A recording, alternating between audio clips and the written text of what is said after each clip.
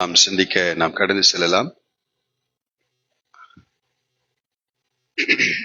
2 வாரங்களாக நாம் ஆபிரகாமின் தேவன் என்ற நிலையிலே ஆபிரகாமை குறித்து நாம் படித்து வருகிறோம். இவ்வளவு பேர் வீட்டில் போய் அதை திரும்ப படித்தீர்கள் என்று எனக்கு தெரியல. ஆனாலும் கூட அது உங்களுக்கு பிரயோஜனமா இருந்திருக்கும் என்று நான் நம்புகிறேன். Praise the Lord. ஹல்லேலூயா.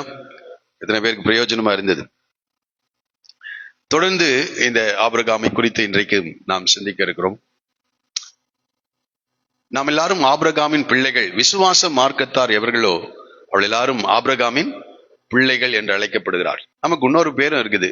நமக்கு பேரு விசுவாசிகள். என்னது தேவனை விசுவாசித்து வாழ்கின்ற மக்களாக நாம் காணப்படுகிறோம். மற்றவர்கள் அநேக காரியங்களை நம்பி வாழ்கிறார்கள். சிலர் பணத்தை நம்புகிறார்கள், சிலர் கல்வியை நம்புகிறார்கள். ஆனால் தேவனுடைய பிள்ளைகளாகிய நாம் பணத்தையோ கல்வியோ உலக சொத்துக்களையோ மனிதர்களையோ நம்பவில்லை, விசுவாசிக்கவில்லை. அவைகள் ஒரு நாள் அவர்களை கைவிடும். அது நம்ம பார்த்துதான்.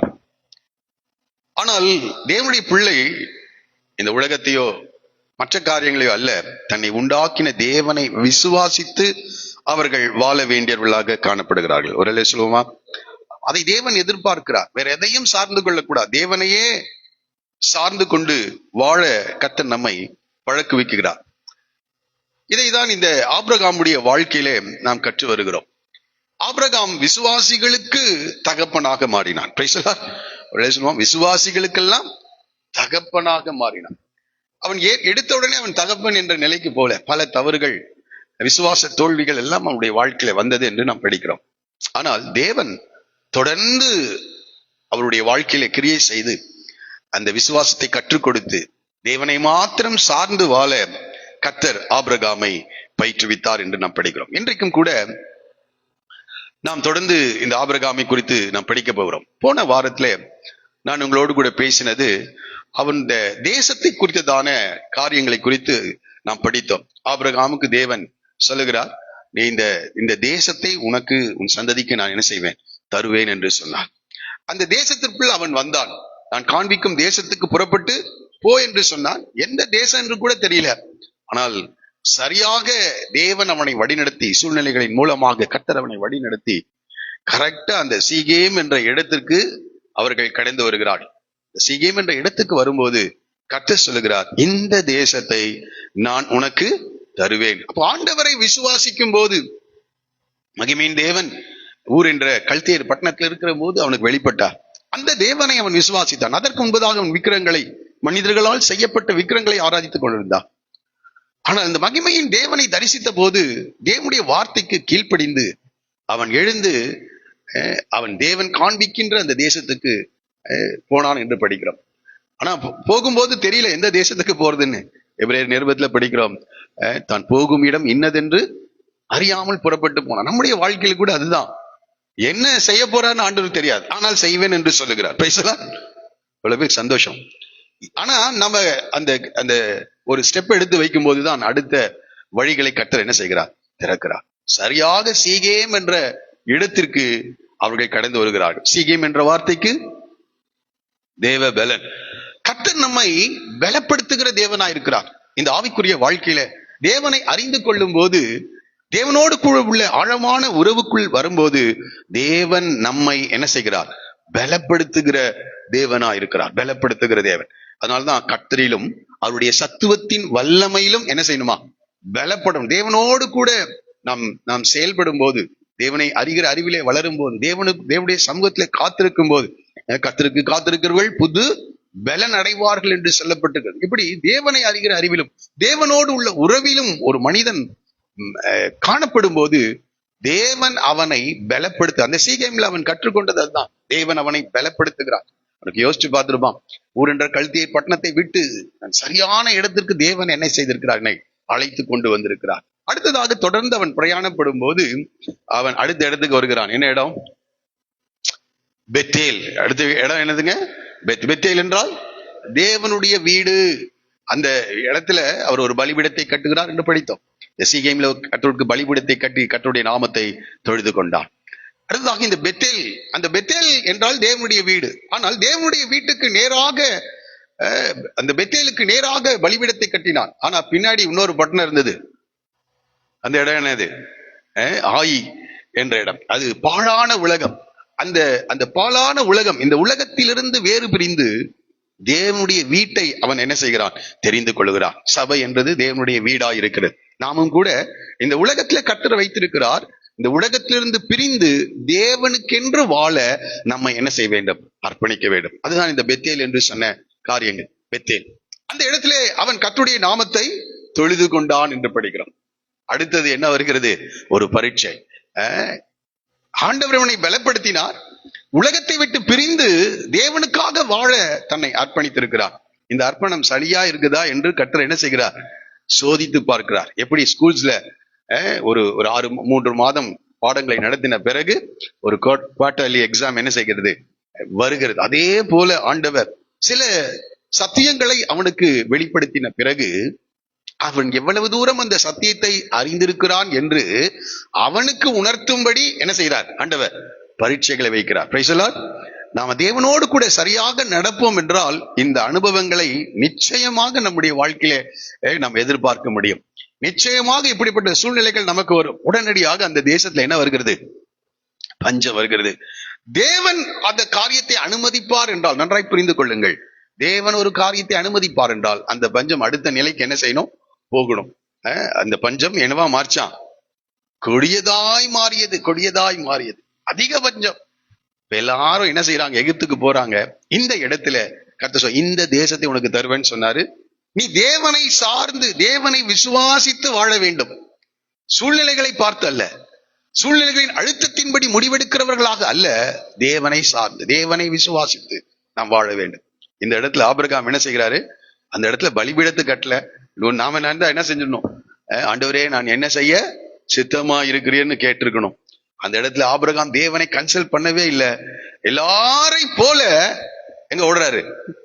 எகிப்துக்கு போகிறார். எனக்கு அநேக நேரங்களே நாம அதான் செய்யறோம். ஆராதனை நிலையில அவரை பாடுகிறோம், யெகோவா ஈரே என்று பாடுகிறோம். என் தேவைகளை எல்லாம் நீ சந்திப்பி, என் தகப்பன் நீரே என்றெல்லாம் பாடுவோம். ஆனால் சூழ்நிலைகள் மாறும்போது உலக மனிதர்கள் போல நாம் செயல்படுகிறவர்களா இருக்கும். இங்கதான் டெஸ்ட். ஆண்டவர் நமக்கு நம்முடைய நிலையை உணர்த்துவதற்காக அந்த பரீட்சையை கர்த்தர் என்ன செய்கிறார்? அவர் செய்கிறார். கடைசியில எகிப்துக்கு போனாங்க. எந்த தேவைக்காக அவர்கள் போனார்களோ அந்த தேவை சந்திக்கப்பட்டிருக்கும் நிச்சயமாக. ஆனால் வேறொரு பெரிய பிரச்சனையில என்ன செஞ்சிட்டாங்க? மாட்டிட்டான். ஆபிரகாம் அந்த இடத்துல இருந்து கர்த்தரை நோக்கி கூப்பிட்டு இருக்கணும். அதை யோசிச்சு பார்த்தேன். சாரால் கூட போய் பேசிட்டு அங்க போய் சமாதானமா என்ன செஞ்சிருக்க முடியாது? இருந்திருக்க முடியாது. அந்த அரண்மனையிலே போன நேரத்துல அழுது கொண்டே போய் இருந்திருப்பார். இப்படி இந்த மனுஷன் என்ன செஞ்சிட்டான்? என்னைய மாட்டை விட்டு அனுப்பியிருக்கானே என்று சொல்லி அவள் கர்த்தரை நோக்கி கூப்பிட்டு இருக்கணும். ஆபிரகாம் இங்கே உட்கார்ந்து அவன் கொடுத்த ஆகாரத்தை, அவன் கொடுத்த இந்த ஆடு மாடுகளை நினைத்து சந்தோஷப்பட முடியாது. அதற்கு பதிலாக அழுகை, கண்ணீர், தேவனை நோக்கி அவர்கள் முறையிடுகிறார்கள். கர்த்தர் அந்த அந்த அந்த தவறுகளுக்கு மத்தியிலே நாம் உண்மையான மனஸ்தாபப்படும் போது தேவன் பார்வோனையும் அவனுடைய வீட்டையும் என்ன செய்தாராம்? என்ன செய்தாருங்க? படிச்சீங்களா? மகா வாதியினால் என்ன செய்தார்? வாதித்தார். பாருங்க, ஒரு பாவி மனம் திரும்பும் போது சூழ்நிலைகளை கர்த்தர் மாற்றுகிறார். இந்த காலவெளியில் அநேக நேரங்கள்ல மனம் திரும்புதல் சரியா இராததினால்தான் சூழ்நிலைகள் மாறாமல் இருக்கிறது. ஒரு பாவி மனம் திரும்புவது சூழ்நிலைகளை மகாவாதைகளால். அப்ப அவன் பழைய காரியங்களை கன்சல்ட் பண்ணி பார்த்து கரெக்டா கண்டுபிடிச்சிட்டான். இவங்க 2 பேரும் போய் சொல்லிட்டு இந்த சாரா எங்க வந்திருக்கா? இந்த அரண்மனைக்கு வந்திருக்கிறாள் என்று அவளை கடிந்து கொள்கிறான். ஆபிரகாமை கடிந்து கொள்கிறான். இப்ப பாருங்க, எகிப்து தேசத்துல எந்த பலிபீடமும் இல்லை, எந்த ஆராதனையும் இல்லை. ஒரே ஒரு காரியம், செய்த தவறுக்காக அவர்கள் என்ன செய்கிறார்கள்? மனம் வருந்துகிறார். இப்ப திரும்பியும் தாங்கள் முன்பு பலி செலுத்தின அந்த இடத்திற்கு வந்து மறுபடியும் ஆபிரகாம் பலி செலுத்தினதாக அந்த இடத்திலே 12வது அதிகாரத்தில் நாம் படிக்கிறோம். அதற்கு பிறகு அடுத்த பிரச்சனை யாருடைய பிரச்சனை? தேவன் சொல்றார், இந்த தேசத்தை உனக்கு தருவேன். அப்ப திரும்பி அந்த எல்லைக்கு வந்து விட்டார். இப்போ லோத்தோடு கூட என்ன வருகிறது? வாக்குவாதம் வருகிறது லோத்துவோடு கூட. இந்த டெஸ்ட்ல ஆபிரகாம் என்ன செய்கிறார்? மிக சரியாக அவர் பாஸ் பண்றார். அவர் சொல்றான், தேசம் உனக்கு முன்பாக இருக்கிறது. சில நேரங்களிலே நாம என்ன செய்வோம்?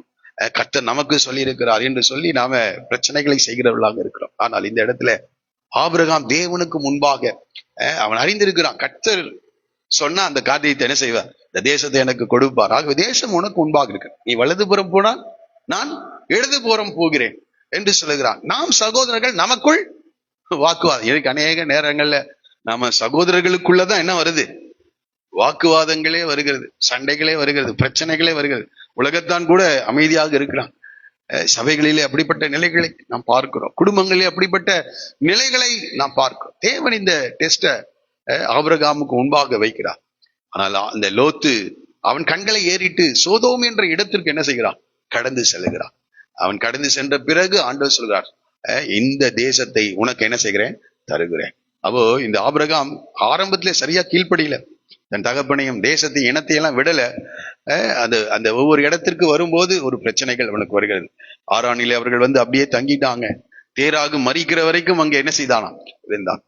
ஆண்டவருடைய வார்த்தைக்கு சரியாக கீழ்ப்படிய வேண்டும். பிரச்சனைகள் ஏன் வருகிறது என்றால், தாமதங்கள் ஏன் வருகிறது என்றால், நாம வசனத்தை சரியாக நாம் கீழ்ப்படியும் போது கர்த்தர் காரியங்களை நடத்துகிறவரா இருக்கிறார். தேராகு என்ற வார்த்தைக்கு என்ன அர்த்தம்? டிலே, தாமதம். தேவனுடைய வார்த்தைக்கு கீழ்ப்படியாமல், சரியாய் கீழ்ப்படியாமல் இருக்கும்போது தாமதங்கள் ஏற்படுகிறது. அதே போல லோத்து அவன் கடந்து சென்றாலும் அவனுடைய வாழ்க்கை, அவருடைய சந்ததிகளின் நிமித்தம் இந்த ஆபிரகாமின் சந்ததிக்கு பெரிய பிரச்சனை ஏற்படுகிறதை நாம் பார்க்கிறோம். ஆகவே இப்படி இரண்டாவது பரீட்சையை அவர்கள் என்ன செய்யறாங்க, அவர்கள் பாஸ் பண்ணுகிறார். இருக்கட்டும், 14வது அதிகாரத்திலே நாம் படிக்கும் போது மூன்றாவது பரீட்சையை ஆண்டவர் வைக்கிறார். இப்பொழுது சகோதரனாகிய லோத்து இந்த கெதர்லா கோமேர் என்கின்ற ராஜா அவனையும் சோதோமில் இருக்கிற எல்லா மனிதர்களையும் மிருக ஜீவன்களையும் பிடித்து கொண்டு போய்விட்டான் என்ற செய்தி வருகிறது. இந்த இடத்துல நாம் சகோதரர்கள் நமக்குள் வாக்குவாதம் வேண்டான்னு சொல்லி அனுப்பிச்சிட்டாரு. உண்மையாகவே அவன் பல பிரச்சனை பண்ணிட்டு போயிட்டான். ஆனா இப்ப ஆண்டவர் சொல்றாரு, உண்மையாகவே அவனை மன்னித்திருக்கிறானா, உண்மையாகவே சகோதரனாக இந்த ஆபிரகாம் லோத்தை பார்க்கிறாரா என்று சொல்லி இன்னொரு டெஸ்ட வைக்கிறாரு. ஆபிரகாம் தன்னுடைய கைக்குள் படிந்த 318 பேரை அழைத்து கொண்டு போய் இந்த கெதர்லா கோமேரோடு போரிட்டு இந்த சோதோமின் மக்களையும் லோத்துவையும் மீட்டு கொண்டு என்ன செய்கிறான், வருகிறான். இப்போ அடுத்த காரியம் என்னன்னா, இந்த இடத்துல நம் டெஸ்ட் என்னன்னா, 2 ராஜாக்கள் ஆபிரகாம என்ன செய்யறாங்க, சந்திக்கிறாங்க. ஒன்று யாரு, சோதோமின் ராஜா, இன்னொன்று எருசலேமின் ராஜா. 2 ராஜாக்கள் சந்திக்கிறாங்க. சோதோமின் ராஜா சொல்லுகிறார், ஜனங்களை எனக்கு தாரும், பொருட்களை நீர் எடுத்துக்கொள்ளும். இன்றைக்கு பிசாசுக்கு யார் தான் வேணும், ஜனங்கள் தான் வேணும். ஏனென்றால் அவனுக்கு தெரியும், வானத்திலிருந்து அக்கினியும் கந்தமும் அந்த தேசத்தின் மேல் என்ன செய்யணும், எரியணும். அப்ப இவங்க எல்லாம் என்ன செய்யணும், இருக்கணும். பொருட்களினால் அவனுக்கு எந்த பிரயோஜனம் இல்லை. தான் நரகத்துக்கு போறதும் இல்லாம ஒரு கூட்ட ஜனத்தை அதற்கென்று என்ன செய்கிறான், ஆயத்தப்படுத்துகிறவனா இருக்கிறான். ஆபிரகாம் சொல்றான், ஒரு பாதரட்சியின் வார் கூட எனக்கு என்ன செய்தார், தேவையில்லை என்று சொல்லுகிறான். ஏனென்றால் வானத்தையும் பூமியும் படைத்த கர்த்தரிடத்திலிருந்து என்னுடைய ஆசீர்வாதம் வர வேண்டும். இந்த சோதோமின் பாவத்தினுடைய காரியங்கள் அல்ல, சோதோமின் ராஜாவின் இடத்திலிருந்து அல்ல. இந்த அநேகரை ஆசீர்வதிக்கிறது யாருன்னா சோதோமின் ராஜா. அந்த ஆசீர்வாதத்தின் முடிவு என்னவா இருக்குதுன்னா, என்னவா இருந்ததுன்னு படிக்கணும். வானத்திலிருந்து அக்கினியும் கந்தகம் எரிந்து என்ன செஞ்சது, எரித்து போட்டு விட்டது. ஆமா, லோத்து தன் நிறைவுள்ளவனாய் போனான். பூமி தாங்கக்கூடாத சொத்துக்களோடு கூட இந்த சோதோமுக்குள் கடந்து சென்றான். ஆனால் எல்லாவற்றையும் இழந்து என்ன செய்கிறான், வருகிறான். விசுவாசம் கொடுக்கிற காரியங்கள்லாம் இப்படிதான் இருக்கும். ஆரம்பத்துல பெரிய ஆடம்பரமாக இருக்கும், ஆனால் முடிவில எல்லாவற்றையும் இழந்து, தன்னுடைய மனைவியை இழந்து 2 பிள்ளைகளோடு கூட வெறும் கையோடு கூட சோதோம் இடத்திலிருந்து அவன் கடந்து வருகிறான். ஆனா ஆபிரகாம் பாருங்க, இந்த சோதோமினுடைய பாதரட்சியின் வார் கூட என்ன செய்யல அவன் கிட்ட இல்ல. ஆனால் அதற்கு பிறகு எருசலேமின் ராஜா, சாலேமின் ராஜா ஆபிரகாமை சந்தித்து அப்பமும் திராட்சரசமும் அவனுக்கு கொடுத்து அவனை வானத்தையும் பூமியும் படைத்த உன்னதமான தேவனுடைய ஆசீர்வாதம் உனக்கு உண்டாவதாக என்று வாழ்த்துகிறான். ஒரே சொல்லுவோமா? நாமளா இருந்தா என்ன செய்வோம், பொருட்கள் எங்க இருக்குது, ஆசீர்வாதத்தின் வார்த்தைகள் இங்க இருக்கிறது. மக்கள் எதை தெரிந்து கொள்வாங்க, பொருட்களை தான் என்ன செய்வாங்க, தெரிந்து கொள்வாங்க. ஆனால் இவன் சோதோமில் இருக்கின்ற எந்த ஒரு பொருளையும் தெரிந்து கொள்ளவில்லை. வார்த்தை, தேவனுடைய வார்த்தை, வானத்தையும் பூமியும் படைத்த உன்னதமான கர்த்தருடைய ஆசீர்வாதம். எருசலேமின் ராஜாவும் அவனுக்கு தூக்கி கொடுத்தரல, ஆனால் ஆசீர்வாதமான ஒரு வார்த்தையை சொல்லுகிறான். இந்த இடத்துல நான் படிக்கிற காரியம், அவன் தேவனை தெரிந்து, அவனுக்கு புரிந்தது, என்னை நடத்துகிறவர் யார், தேவன். வானத்தையும் பூமியும் படைத்த கர்த்தரால் நான் என்ன செய்யணும், ஆசீர்வதிக்கப்பட வேண்டும் என்ற ஒரு உணர்வு அவனுக்குள் இருந்தது. ஒரு நல்ல செய்கையை அவன் அங்கே செய்கிறான்.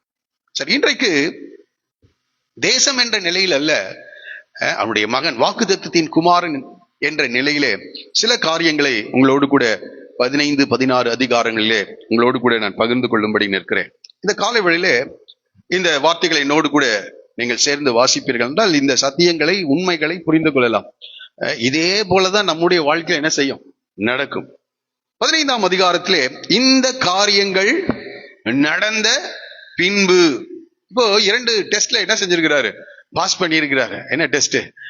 லோத்துவினுக்கு முன்பாக தேசத்தை வைத்து விட்டு நீ தெரிந்து கொள் என்று சொல்லுகிறான். நீ வலதுபுறம் போனால் நான் இடதுபுறம் போகிறேன். நமக்குள் வாக்குவாதம் வேண்டாம். நன்றாய் புரிந்து கொள்ளுங்கள். இந்த ஒரு காரியத்தை தேவன் பார்த்து கொண்டே இருக்கிறார். இந்த பூமியிலே நடைபெறுகின்ற நம்முடைய குடும்பங்களிலே, நம்முடைய வாழ்க்கையிலே நடைபெறுகிற ஒவ்வொரு காரியங்களையும் தேவன் கவனமாக கவனிக்கிறார். அவன் தேர்ச்சி அடைந்திருக்கிறான் என்பதை அவன் புரிந்து கொள்ளுகிறான். இரண்டாவதாக, வாக்குவாதம் பண்ணிட்டு போன இந்த லோத்து மீட்கும்படியாக இவன் என்ன செய்யறான், தன்னுடைய கைகளில் இருக்கின்ற 318 ஆட்களை கூட்டிக் கொண்டு போய் யுத்தம் செய்து அவனை என்ன செய்யறான், மீட்டுக் கொண்டு வருகிறான். நன்றாய் புரிந்து கொள்ளுங்கள். இது எல்லாத்தையும் கவனிக்கிறார் ஆண்டவர். நம்முடைய செயல்களை கர்த்தர் பார்க்கிறார். மூன்றாவதாக இந்த சோதோமின் ராஜாவும் எருசலேமின் ராஜாவும் என்ன செய்யறாங்க, இவனுக்கு முன்பாக வருகிறார்கள். ஆனால் எருசலேமின் ராஜா சொன்ன ஆசீர்வாதத்தை எடுத்துக் கொள்ளுகிறான். ஆனால் சோதோமின் இருக்கின்ற பொருட்களிலே ஒரு பாதரட்சியின் வாரை கூட அவன் என்ன செய்யறான், எனக்கு தேவையில்லை என்று சொல்லுகிறான். இந்த காரியங்கள் நடந்த பின்பு, இவைகள் எல்லாம் ஆண்டவர் சரியாக கவனித்த பின்பு, கர்த்தருடைய வார்த்தை ஆபிரகாமுக்கு தரிசனத்திலே உண்டாகி, ஒரே சொல்லுவோமா, நம்முடைய செயல்களை தேவன் பார்க்கிறார். நீங்கள் செய்கிற செயல்கள், ஒருவேளை நாம நினைப்போம் நம்ம செய்யற யாருமே அங்கீகரிக்கலையே, நம்முடைய செயல்களை யாரும் கவனிக்கவில்லை என்று. ஒருவேளை மனிதர்கள் கவனிக்காமல் இருக்கலாம். அதனால்தான் நீங்கள் எதை செய்தாலும் மனுஷருக்கென்று செய்யாமல் கர்த்தருக்கென்று மனப்பூர்வமாய் என்ன செய்யுங்கள். அன்றைக்கு மனப்பூர்வமாய் கர்த்தருக்கென்று செய்யுங்கள். ஒரு சிறிய உதவியை மற்றவர்களுக்கு செய்கிறோம் என்றாலும் அதை மனுஷருக்கென்று செய்யாமல் கர்த்தருக்கென்று. சில நேரங்களிலே நாம் மனுஷருக்கு செய்கிறோமா கர்த்தருக்கு செய்கிறோமா என்பதை எப்படி புரிந்து கொள்ளலாம் என்றால், நம் மனிதர்களுக்கு செய்வோம் என்றால் அவரிடத்திலிருந்து பிரதிபலனை என்ன செய்வோம், அட்லீஸ்ட் ஒரு தேங்க்ஸ் ஆகுது என்ன செய்வோம், எதிர்பார்ப்போம். அது மனுஷிகம்தான், மனுஷிகத்துல அது எதிர்பார்ப்போம்.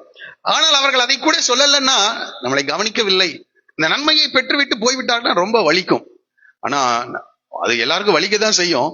ஆனால் நன்றாய் புரிந்து கொள்ள வேண்டும், ஆண்டவரே நான் இதை உமது நிமித்தம் என்ன செய்கிறேன். தொடர்ந்து அதை எதிர்பார்க்க கூடாது. நாம அவங்க கிட்ட போய் நன்றி கிட்டவனே, இவ்வளவு நான் உனக்கு செஞ்சேனே இப்படி சொல்லிட்டா எல்லாமே போயிடுச்சு. தேவன் பார்க்கிறார். ஒருவேளை வலிக்கலாம், எல்லாம் மனுஷர்கள் தான். எல்லாரையும் கர்த்தர் உணர்ச்சிகளோடு கூட தான் என்ன செஞ்சிருக்கிறார், படைத்திருக்கிறார். நாம் அவங்க கிட்ட சண்டை போடாம அமைதியா, ஆண்டவரே உங்களுடைய நாமத்து நிமித்தம் என்ன செய்திருக்கிறேன், தீர்க்கதரிசி என்னும் நாமத்து நிமித்தம், சீஷன் என்னும் நாமத்து நிமித்தம் ஒரு கலசம் தண்ணீர் கொடுத்தவன் கூட அதனுடைய பிரதிபலனை அடையாமல், அவன் ஒரு டம்ளர் தண்ணி கொடுத்தாலே அடையாமல் போகுவதில்லை என்று சொல்லுகிறார். ஆனா மனப்பூர்வமாய் செய்ய வேண்டும். அதை தேவன் பார்க்கிறார். இந்த காரியங்கள் நடந்த பின்பு கர்த்தருடைய வார்த்தை ஆபிரகாமுக்கு தரிசனத்தில் உண்டாகி. இங்கே ஆபிரகாம், இந்த 15வது அதிகாரம் முழுவதும் நீங்கள் படிப்பீர்கள் என்றால், ஆபிரகாமுடைய உணர்ச்சிகளை நாம் பார்க்கிறோம். எதை பார்க்கிறோம்?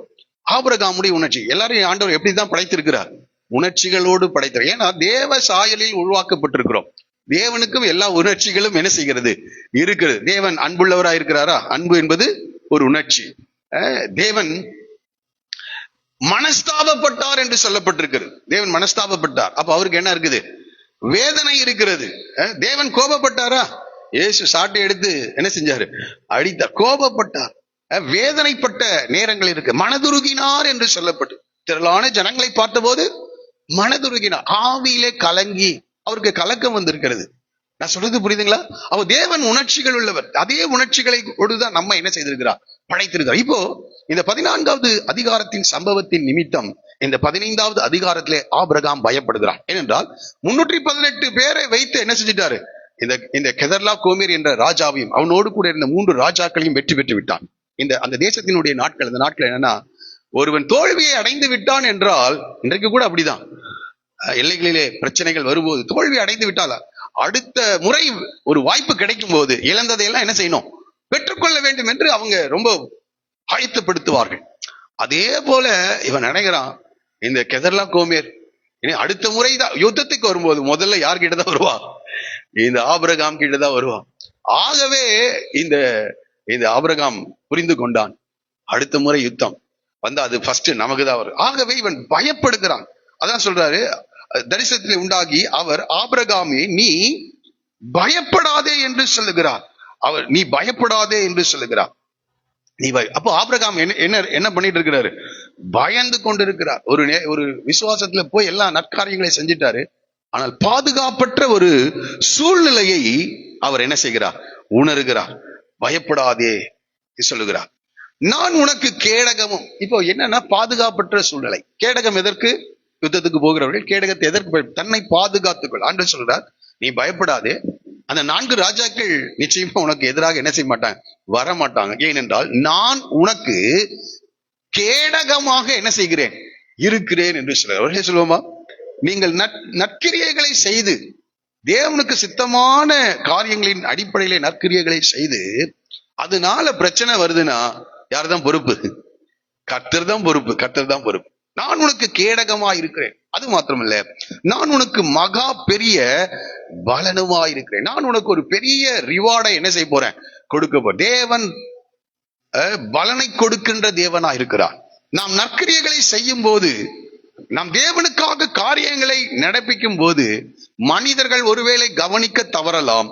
ஆனால் பரலோகம் நம்மை கவனித்துக் கொண்டிருக்கிறது. தேவன் நம்மை கவனித்துக் கொண்டிருக்கிறார். அதற்கேற்ற நற்கிரியையை, அதற்கேற்ற பலனை கர்த்தர் நமக்கு தருகிறவராக. இந்த வேத புஸ்தகத்துல எல்லா இடங்களிலும் பார்த்தீங்கன்னா, ரூத்து ஒரு மோவாபிய பெண். ஆமா, இயற்கைக்கு மாறாக இயற்கைக்கு மாறான தப்பா நினைச்சிடாதீங்க.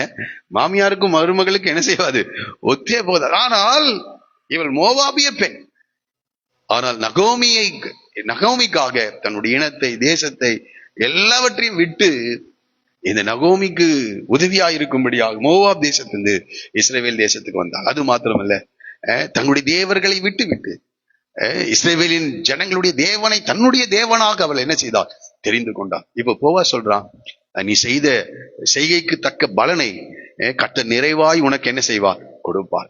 அந்த செயல்களை கர்த்தர் பார்க்கிறார். நன்றாய் புரிந்து கொள்ளுங்கள். வேத புத்தகத்துல எங்கேயும் நீங்க படிச்சீங்கன்னா, மனிதர்கள் செய்கிற அந்த செயல்களுக்கு கர்த்தர் பலனை தருகிறவரா இருக்கிறார். இப்ப பரீட்சை முடிஞ்சிச்சு, பாஸ்ல 2 காரியங்களை ஆபிரகாம் தேர்ச்சி அடைந்து இருக்கிறார். இப்போ கர்த்தர் அவனுக்கு பலனை கொடுக்கின்றார். சொல்றாரு, நான் உனக்கு மகா பெரிய பலனுமா இருக்கிறேன், ஒரு பெரிய ரிவார்டை கொடுக்கிறேன் என்றார். ஏற்கனவே இவர் ஆடு மாடுகள், வேலைக்காரர்கள், வெள்ளி பொன் நிறைந்த சீமானா இருக்கிறார். இப்ப பலனை கொடுக்கிறேன், ஒரு ரிவார்டை, ஒரு கிஃப்டை நான் கொடுக்கிறேன். வீர தீர செயல்களை செய்தவர்களை என்ன செய்யறாங்க? அரசாங்கம் கௌரவிக்குதா? ஆமா, ஆகஸ்ட் 15ஆம் தேதி அன்று என்ன செய்யறார்? முதலமைச்சர் என்ன செய்யறார்? பதக்கத்தை கொடுக்கிறார். நற்சான்றிதழை வழங்கி சில வெகுமதிகளை அவர்களுக்கு கொடுக்கிறார்கள். அதே போல பரலோகம் நம்ம செய்கிற கிரியைகளுக்கான பலனை கர்த்தர் என்ன செய்கிறார்? ஆனா பலனுக்காக கிரியை செய்து கொண்டிருக்க கூடாது. இன்னைக்கு நம்மளுடைய நோக்கம் எங்க? பலன். ஆண்டவர் பலன் கொடுப்பார். காணிக்கை செலுத்துறது கூட, தசமபாகம் செலுத்துறது கூட பிசினஸ் மாதிரி நினைச்சிடக்கூடாது. ஆண்டவர் வானத்தின் பலகணிகளை என்ன செய்ய போறாரு? திறக்க. ஆகவே நான் இதை கொடுக்கிறேன். இல்ல, அவர் என்னுடைய தேவனா இருக்கிறார். அவர் என்னை உண்டாக்கின தேவனா இருக்கிறார். அவருடைய வார்த்தை இது. அல்லேலூயா. ஆமா, அவரை நான் கனப்படுத்துகிறேன். இதன் அடிப்படையிலே நாம் செயல்படும் போது தேவன் நம்முடைய செயல்களை பார்த்து நம்மை ஆசீர்வதிக்கிற தேவனாய், நம்முடைய செயல்களை பார்த்து, நம்முடைய மனதை பார்த்து நமக்கு பலன் அளிக்கிற தேவனாய் இருக்கிறார். இப்ப உடனே ஆபிரகாமுக்கு என்னன்னா, இன்னும் கொஞ்சம் வெள்ளியும் பொன்னும் ஒட்டகங்களும் கழுதைகளும் வேலைக்காரர்களையும் கொடுத்து விடுவாரோ என்று அவன் என்ன செய்கிறார்? அதுக்கு ஆபிரகாம், கர்த்தராகிய ஆண்டவரே, அடியேனுக்கு என்ன தருவீர்? பாருங்க, இந்த 16வது அதிகாரத்தினுடைய போக்கஸ் முழுவதும் பிள்ளை என்ற நிலையில என்ன செய்யுது ஆண்டவர். இதுவரைக்கும் லேண்ட், அந்த தேசம் என்ற நிலையில நான் படிப்போம். இப்ப சொல்றாரு, எனக்கு என்ன தருவீர்? நான் பிள்ளை இல்லாமல் இருக்கிறேனே என்று சொல்லுகிறான். தமஸ்கு ஊரானாக்கி இந்த எலியேசர் என் வீட்டு இவனுக்கு பயம் வந்துருச்சு. கீழே நீங்க படிச்சு பாத்தீங்கன்னா, பின்னும் ஆபிரகாம், தேவரீர் எனக்கு புத்திர சந்தானம் அருளவில்லை, இதோ என் வீட்டிலே பிறந்த பிள்ளை எனக்கு சுதந்திரவாளியா இருக்கிறான். ஏன்னா இவனுக்கு என்ன, ஏன் சொல்றேன் சுதந்திரவாளினா, எனக்கு இப்பவே 75 வயது என்ன செய்தது? 75க்கு மேல ஆயிடுச்சு. இப்போ எல்லாத்தையும் கொடுத்துட்டீர், இப்போ வயதாகிவிட்டது. ஒருவேளை நான் மறித்து விடுவேன் என்றால் இந்த சொத்து முழுவதும் யாருக்கு போயிடும்? ஏன்னா எலியேசருக்கு என்ன செய்யும்? என் வீட்டு விசாரணை வேலைக்காரனுடைய தலைவனா இருக்கிற இந்த எலியேசருக்கு போய்விடுமே என்று ஆபிரகாமுக்கு என்ன வருது? ஆமா, எல்லாத்தையும் கொடுத்துட்டீர் ஆண்டவரே, எல்லாத்தையும் கொடுத்துட்டீங்க, எனக்கு இல்லாதது ஒன்றுமே இல்லை, என்னை ஆசீர்வதித்து. ஆனால் நீர் எனக்கு பிள்ளை இல்லாமல் நான் என்ன செய்யறேனே, எனக்கு அந்த வேதனையை பார்க்கிறார். அது ஒரு சாதாரண காரியம் இல்லை. நம்முடைய வேதனைகளை கர்த்தர் அறிகிறார். ஆனா நாம சொல்லணும்னு ஆண்டவர் என்ன செய்கிறார்? விரும்புகிறார். நாம் அதை சொல்ல வேண்டும் என்று நான் நினைக்கிறேன். அவனுடைய வேலைக்காரர்களுக்கெல்லாம் பிள்ளைகள் பிறந்திருக்கும். ஆடு மாடுகள் கூட என்ன செய்யுது? குட்டியை போட்டுட்டு இருக்கு. எல்லாம் பார்க்கிறார். ஒரு பெரிய சீமான் அந்த தேசத்துல ஒரு பெரிய ஒரு மனிதனாக இருக்கின்றார். ஆனால் எல்லாம் இருக்கிறது. பேர் கூட என்னதான்? உயர்ந்த தகப்பன் தான் பேர். ஆண்டவர் என்ன வச்சிருக்கிறாரு? தகப்பன் என்ற பேர். ஆனா என்ன இல்ல? பிள்ளை இல்ல. சில நேரங்கள்ல ஜாய்ன்னு இருக்கும் பேரு, ஆனா என்னவே இருக்காது. ஆமா, சந்தோஷமே இருக்காது. பேரே ஜாய், மகிழ்ச்சி, சந்தோஷம் அப்படின்னு பேர் வச்சிருப்பாங்க, ஆனா மகிழ்ச்சி இல்லை. என்னை கேட்கிறார் இந்த காலை வேளை சில நேரங்களிலே கர்த்தர் இப்படிப்பட்ட சூழ்நிலையை நடத்துகிறார். இப்ப தேவனை பின்பற்றி வந்தான், ஊரென்ற கல்வி ஏற்பட்டதை விட்டான், பல காரியங்களை கர்த்தருக்காக அவன் இலக்க ஆயத்தமா இருந்தான். எல்லாம் கர்த்தர் கொடுத்தார், ஒன்னை மட்டும் நிறுத்தி வச்சிருக்கிறார். எல்லா முயற்சிகளையும் எடுத்து பார்த்திருப்பாங்க, ஆனால் ஒன்று நடக்கல. ஆண்டவரே என்று கூப்பிடுகிறான். அதற்கு அப்பொழுது கர்த்தருடைய வார்த்தை அவனுக்கு உண்டாகி, இவன் உனக்கு சுதந்திரவாளி அல்ல. நன்றாய் புரிந்து கொள்ளுங்க. இவன் சொல்றாரு, என் வேலைக்காரன் சுதந்திரவாளியா இருக்கிறானே. ரோமர் 8ஆம் அதிகாரம் 17வது வசனத்தை வாசிச்சு பாருங்க. ரோமர் 8:17.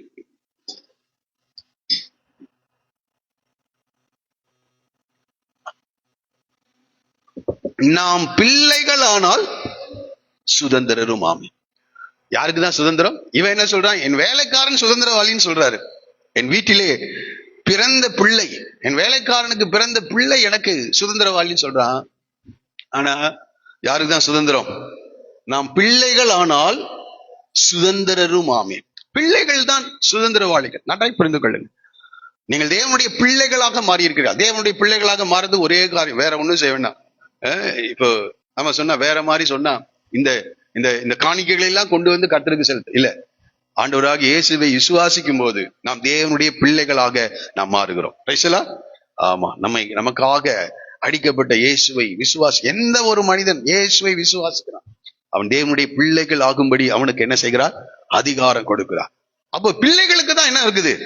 சுதந்திரவாளி என்று சொல்லு. அப்பொழுது கர்த்தருடைய வார்த்தை அவனுக்கு உண்டாகி, இவன் உனக்கு சுதந்திரவாளி, உன் கற்ப பிறப்பாய் இருப்பவனே உனக்கு சுதந்திரவாளி என்று சொல்லுகிறான்.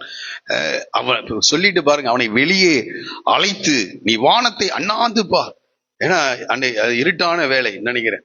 ஏன்னா பகல்ல நட்சத்திரம் என்ன செய்யாது, தெரியாது. பாருங்க அவனுடைய மன போராட்டம் அங்கே. ஒருவேளை இருளான சூழ்நிலை போல, எல்லாம் வெளிச்சமே இல்லை, இதுக்கு மேல பிள்ளை பிறக்குமான்னு அவனுக்கு ஒரு சந்தேகம்.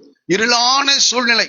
அந்த சூழ்நிலைக்கு ஏற்ப அந்த இரவு வேலையில ஒரு வேலை ஜெபம் பண்ணிட்டு இருந்திருப்பாருன்னு நினைக்கிறேன். நாம இப்ப இரவு வேலையில என்ன பண்ணிட்டு இருக்கோம்னு கர்த்தர் பாக்குறார். கர்த்தர் பேசல. நிறைய பேர் சொல்றாங்க, இப்படி எல்லாம் நம்ம கிட்ட என்ன செய்வே இல்லை, ஆண்டவர் பேசுறதே இல்லை. ஜெபம் பண்ணிட்டு இருந்தா கர்த்தருடைய தரிசனம் வரும். கர்த்தர் நம்மோடு கூட பேசுவார். வேதத்தை வாசித்து கொண்டிருந்தார், தேவனை தேடி கொண்டிருந்தார். நம்ம படுத்து தூங்கிட்டு இருந்தா ஒன்னும் பேச மாட்டார். நன்றாய் புரிந்து கொள்ளுங்க. கர்த்தர் உங்களோட பேசணுமா? விசுவாச வாழ்க்கை என்பது சாதாரண தேவனோடு உள்ள உறவிலே அது காணப்படுகிறது. ஆமா, நம் விக்கிரங்களை அல்ல. அதான் வாயிருந்தும் பேசாத, கண்கள் இருந்தும் காணாத தேவன் அல்ல நம்முடைய தேவன். அவருக்கு கண்கள் இருக்கிறது, அவர் காது இருக்கிறது. நாம் பேசினா அவர் என்ன செய்கிறார்? திரும்பியும் மறு உத்தரவு கொடுக்கின்ற தேவனா இருக்கிறார். நன்றாய் புரிந்து கொள். இது ரொம்ப அற்புதமான காரியம். நீங்கள் முயற்சி செய்யுங்கள், நீங்கள் தேவனை தேடுங்கள், ஆண்டவரை நோக்கி கூப்பிடுங்கள். அதான் சொன்னேன், தம்மை நோக்கி கூப்பிடுகிற யாவருக்கும், உண்மையாய் தம்மை நோக்கி கூப்பிடுகிற யாவருக்கும் ஆண்டவர் எப்படி இருக்கிறாராம்? சமீபமாய் இருக்கிறார். இது சாதாரண காரியம் இல்ல. அவர் அவனை வெளியே அழைத்து, நீ வானத்தை அண்ணாந்து பார், நட்சத்திரங்களை என்ன உன்னாலே கூடுமானால் அவைகளை என்ன என்று சொல்லி, பின்பு அவனை நோக்கி உன் சந்ததி இவ்வண்ணமாய். இவன் எதுக்காக ஜெபம் பண்றான்? ஒரு பிள்ளைக்காக, ஒரே ஒரு பிள்ளைக்காக. ஆண்டவர் சொல்றார், வானத்தின் நட்சத்திரங்களை என்ன என்று சொல்கிறார். இன்னைக்கு எண்ணிட்டு சொல்றாங்க 10 பில்லியனுக்கு மேல நட்சத்திரம் இருக்கான். எவ்வளவு பில்லியன்? 10 பில்லியன். மில்லியன் இல்ல, பில்லியன். அதற்கும் மேல இருக்கான். ஆனா இத்தனை நட்சத்திரங்களை தேவன் என்ன செய்திருக்கிறார்? உருவாக்கி. அது சொல்ற வானத்தின் நட்சத்திரங்களை இன்னும் முன்னாடி படிச்சு பார்த்து 13வது பூமியின் தூளை போல உன் சந்ததியை பெருக பண்ணுவேன் என்று சொல்கிறார். அன்னைக்கு ஒருவேளை கடற்கரை கிட்ட நின்றுருப்பானா என்னமோ தெரியல. பூமியின் தூளை போல. இன்றைக்கு இரவு வேலை ஆகாயத்தை பார் என்று சொல்லுகிறார். வானத்தின் நட்சத்திரங்களை நாம கேட்கறது கொஞ்சம் தான், ஆனா ஆண்டவர் நம்மை ஆசீர்வதிக்கிறது ரொம்ப ஜாஸ்தி. அதனால்தான் தேவனுடைய பிள்ளைகள் அன்றையும் அவருடைய தீர்மானத்தின்படி அழைக்கப்பட்டுள்ளாய். தேவனிடத்தில் அன்பு கூறுகிறவர்களுக்கு இப்படிப்பட்ட சில குறைவை கர்த்தர் வைத்திருக்கார். இதை தேவனே அனுமதித்திருக்கார். எவ்வளவு பேர் விசுவாசிக்கிறீர்கள்? நம்முடைய வாழ்க்கையில வருகிற சூழ்நிலைகளை தேவனே அனுமதிக்கின்றார். அதற்கு பின்னாடி உண்மையாய் நாம் இருப்போம் என்றால் மிகப்பெரிய ஆசீர்வாதத்தை கர்த்தர் வைத்திருக்கிறார். மற்றவர்களுக்கெல்லாம் சர்வசாதாரணமாய் கிடைக்கின்ற ஒரு ஆசீர்வாதம் உங்களுடைய வாழ்க்கையை தடைபெறுகிறது என்றால் நன்றாய் புரிந்து கொள்ளுங்கள், அதற்கு பின்னாடி ஒரு பெரிய ஆசீர்வாதத்தை வைத்திருக்கிறார். அண்ணாளுக்கு பெண்ணினாளுக்கு 5 பிள்ளைகள் இருக்காங்க. அண்ணாளுக்கோ பிள்ளை இல்லை. ஆனா அண்ணாள் தேவ சமூகத்துக்கு வர வேண்டும். அண்ணாள் ஒரு பொருத்தனையை செய்ய வேண்டும். அண்ணாள் தன்னுடைய இருதயத்தை ஊற்ற வேண்டும். அதற்கு பின்னாடி அந்த தேசத்துக்கே பெரிய ஆசீர்வாதம். பெண்ணினாளுக்கு 5 பிள்ளைகள் இருந்தார்கள். அவருடைய பெயர்கள் கூட எழுதப்படவில்லை. ஆனால் இஸ்ரவேலுக்கு 40 ஆண்டுகள் வழி நடத்துகிற ஒரு நியாயாதிபதியை கொண்டு வரும்படி தேவன் விரும்புகிறார். அதற்காக அண்ணாளுடைய கற்பத்தை தேவன் அடைத்தார். அப்ப இதே போலதான் இங்கதான் ஆபிரகாம் திரளான ஜாதிகளுக்கு தகப்பனாக வேண்டும். நன்றாய் புரிந்து கொள்ளுங்கள். சுலபமாய் கிடைக்கின்ற ஆசீர்வாதங்கள் முடிவே அங்கீகாரம் பெறாது. நன்றாய் புரிந்து கொள்ளு. வசனம் அங்கீகாரம் பெறாது. ஒரு பெரிய திட்டம் இருக்கும் என்றால் அங்கே ஒரு பெரிய பிரச்சனை இருக்கும். கர்த்தரிட்ட சகல கற்பனைகளின்படியும் நியமங்களின்படியும் சகரியாவும் எலிசபெத்தும் வாழ்ந்து வந்தார்கள். அவன் ஒரு பெரிய ஆசாரியன் கூட. ஆனால் தேவன் அவர்களுக்கு என்ன கொடுக்கல? அந்த ஆசீர்வாதத்தை கொடுக்கல. எனக்கு கேட்கிற அருமையாளர், இதை பிள்ளை என்ற நிலையிலே மாத்திரம் எடுத்துக்கொள்ளாதீர்கள். ஒரு பெரிய நன்மை உடைய வாழ்க்கையை தடைபெறுகிறது என்றால் நன்றாய் தேவனுடைய சித்தத்தின்படி வழி நடத்துகிறவர்களுக்கு சொல்கிறேன். நீங்கள் தேவனை விசுவாசிக்கிறவர்களா இருந்தால் உங்களுக்கு சொல்கிறேன், அதற்கு பின்னாடி ஒரு பெரிய ஆசீர்வாதத்தை கர்த்தர் வைத்திருக்கிறார். எவ்வளவு பேர் இதை விசுவாசிக்க முடியும்? சாதாரண காரியம் இல்ல. இது சாதாரண ஒரு வாழ்க்கையில தேவனோடு கூட நடக்கின்ற ஒரு வாழ்க்கை. இங்கே ஆண்டவர் சொல்கிற வானத்தின் நட்சத்திரங்களை போல. உன்னை பெரிய மனிதனா மாத்தணும்னா சின்ன பரீட்சை வைக்க முடியாது. உனக்கு எப்படிப்பட்ட பரீட்சை தான் வைக்கணும்? பெரிய பரீட்சை. IAS ஆகணுங்க, கலெக்டர் ஆகணும், ஒரு மாவட்டத்தை நிர்வகிக்க வேண்டும் என்று நீ நினைப்பாய் என்றால் LKG எக்ஸாம எதிர்பார்க்க கூடாது. 10th ஸ்டாண்டர்ட் எக்ஸாம எதிர்பார்க்க கூடாது. பெரிய ஒரு கிரயத்தை செலுத்தினால்தான் அந்த IAS என்ன செய்ய முடியும்? பாஸ் பண்ணும். அதே போலதான் ஆவிக்குரிய வாழ்க்கையிலும் கூட. இப்பொழுது ஆண்டவர் அவனை பார்த்து சொல்கிறார், வானத்தின் நட்சத்திரங்களை போல நான் உன்னை என்ன செய்வேன்? பெருகப்படுவேன். நன்றாய் புரிந்து கொள்ளுங்கள். குறைவுகளோடு கூட பிரச்சனைகளோடு கூட இருக்கின்ற ஆண்டவரை சரியாய் தேடி கற்பிட்ட சகல கற்பனைகளின்படியும் நியமங்களின்படியும் நடந்து சில பிரச்சனைகளை சிக்கி கொண்டிருப்பீர்கள் என்றால் தயவு செய்து ஆண்டவரிடத்துல வாங்க. உங்கள் கண்ணீரை ஆண்டவருடைய சமூகத்தில் ஊற்றுங்கள். தேவன் உங்களை சந்திக்கிற தேவனாய் இருக்கிறார். அந்த ராத்திரி வேளையில ஆபிரகாமோடு கூட கர்த்தர் பேசினார் என்று படிக்கிறோம்.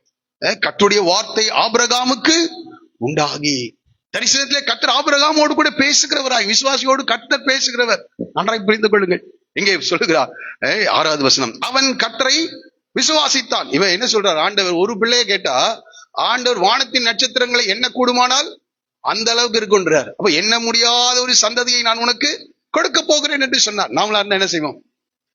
இது எப்படி ஆகும்?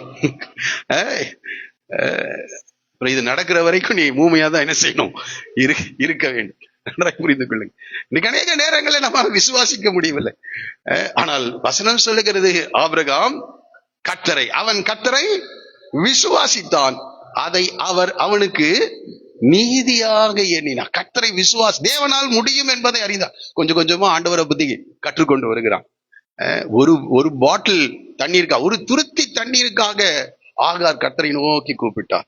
கர்த்தர் அவருடைய கண்களை திறந்தார், ஒரு நீரூற்றை காண்பித்தார். சொல்லுவோமா? நாம ஒரு டம்ளர் தண்ணிக்காக யோசிப்போம், ஆனால் ஆண்டவர் உனக்காக நீரூற்றை உண்டு பண்ண வல்லவர். நன்றாய் இது தேவனோடு கூட உறவில் இருக்கிறவர்களுக்காக நான் சொல்லுகிறேன். சாதாரண தேவனை விசுவாசித்தான், கர்த்தர் அதை நீதியாக எண்ணினார் என்று சொல்லப்பட்டிருக்கிறது. நீதியாக விசுவாசித்தான். ஃபர்ஸ்ட் இது எப்படி விசுவாசி? சாதாரண காரியம் இல்ல. இது 3 வார்த்தைகள் இங்கே நான் படிக்கிறேன். ஃபர்ஸ்ட் அவன் என்ன செய்தான்? கர்த்தரை விசுவாசித்தான் என்று படிக்கிறோம். தேவன் யார் என்று அறியும் போதுதான் என்ன வரும் நமக்கு? விசுவாசம். அதான் ரோமர் 10:17 சொல்லு, விசுவாசம் கேள்வியினால் வரும், கேள்வி தேவனுடைய வார்த்தையினால். தேவனுடைய வார்த்தையை வாசிக்க வாசிக்கதான் தேவன் எப்படிப்பட்டவர் என்று நீங்கள் அறிந்து கொள்ள முடியும். அவருடைய வல்லமையை அறிந்து கொள்ள, அவருடைய ஞானத்தை அறிந்து கொள்ள முடியும், அவருடைய சர்வ வல்லமையை அறிந்து கொள்ள முடியும். இப்போ அறியதான் நாம் அவரை என்ன செய்ய முடியும்? விசுவாசிக்க முடியும் என்று படிக்கிறோம். அப்போ தேவனை விசுவாசித்தான். இரண்டாவது, அவரை விசுவாசிக்கும் போது நாம் நீதிமான்களாக என்ன செய்யறோம்? மாற்றப்படுகிறோம். இப்ப தேவனை விசுவாசித்தான, இந்த வல்லமையுள்ள தேவனை ஆபிரகாம் விசுவாசித்தான். அடுத்ததாக அவன் நீதிமானாக மாற்றப்படுகிறான். ஒரு சொல்லுவோமா? ஆமா. ஏன்னா அது வரைக்கும் நீதிமான்கள் இல்லை. ரோமர் 3வது அதிகாரத்தை தயவு செய்து எடுத்துக்கொள்ளுங்கள். 10வது வசனத்தை படிங்க. ரோமர் 3:10. அந்தபடியே நீதிமான் ஒருவனாகிலும் இல்லை. சரி, நீதிமான் ஒருவனாகிலும் இல்லை. 23வது வசனம், எல்லாரும் பாவம் செய்து தேவ மகிமை, எல்லாரும் பாவம் செய்தார்கள், எல்லாரும் பாவம் செய்து தேவ மகிமையற்றவர்களாய் மாறினார்கள். வசனம் சொல்கிறது, நீதிமான் ஒருவனாகிலும் இல்லை, ஒருத்தன் கூட இல்லை. ஆனால் ஆபிரகாம் தேவனை விசுவாசித்தான். அவன் நீதிமான என்ன செஞ்சிட்டான்? மாறிட்டான். இந்த காலை வேளை நீதிமானாய் மாறுவது ரொம்ப சுலபங்க. தேவனை விசுவாசித்தால் போதும், நீதிமானாக மாற்றப்படலாம். நீதிமான் ஒருவனாகிலும் இல்லை. இந்த காலை வேளை நீங்கள் ஆண்டவரை எவ்வாறு விசுவாசிக்கிறீர்கள் அதை புரிந்து கொள்ளுங்கள். சரி, அடுத்தது அவன் கர்த்தரை விசுவாசித்தான். கர்த்தர் அதை அவனுக்கு நீதியாக எண்ணினார் என்று சொல்லப்படுகிறது. நீதியாக எண்ணினார். இப்ப அவன் நீதிமானாக்கப்பட்டிருக்கிறான். எப்படி என்றால், ஒரு வார்த்தையை நான் எதற்காக புரிந்து கொள்வதற்காக சொல்ல விரும்புகிறேன். ஏசாயா 53வது அதிகாரம், தயவுசெய்து எடுத்து பாருங்கள். ஏசாயா அல்லது ஸ்கிரீன்லயாவது பாருங்க. ஏசாயா 53:12வது வசனத்திலே, அவர் தம்முடைய ஆத்துமாவை மரணத்தில் ஊற்றி அக்கிரமக்காரரில் ஒருவராக, ஆனா அவர் அக்கிரமக்காரரா? கொஞ்சம் யோசிச்சு பாருங்க.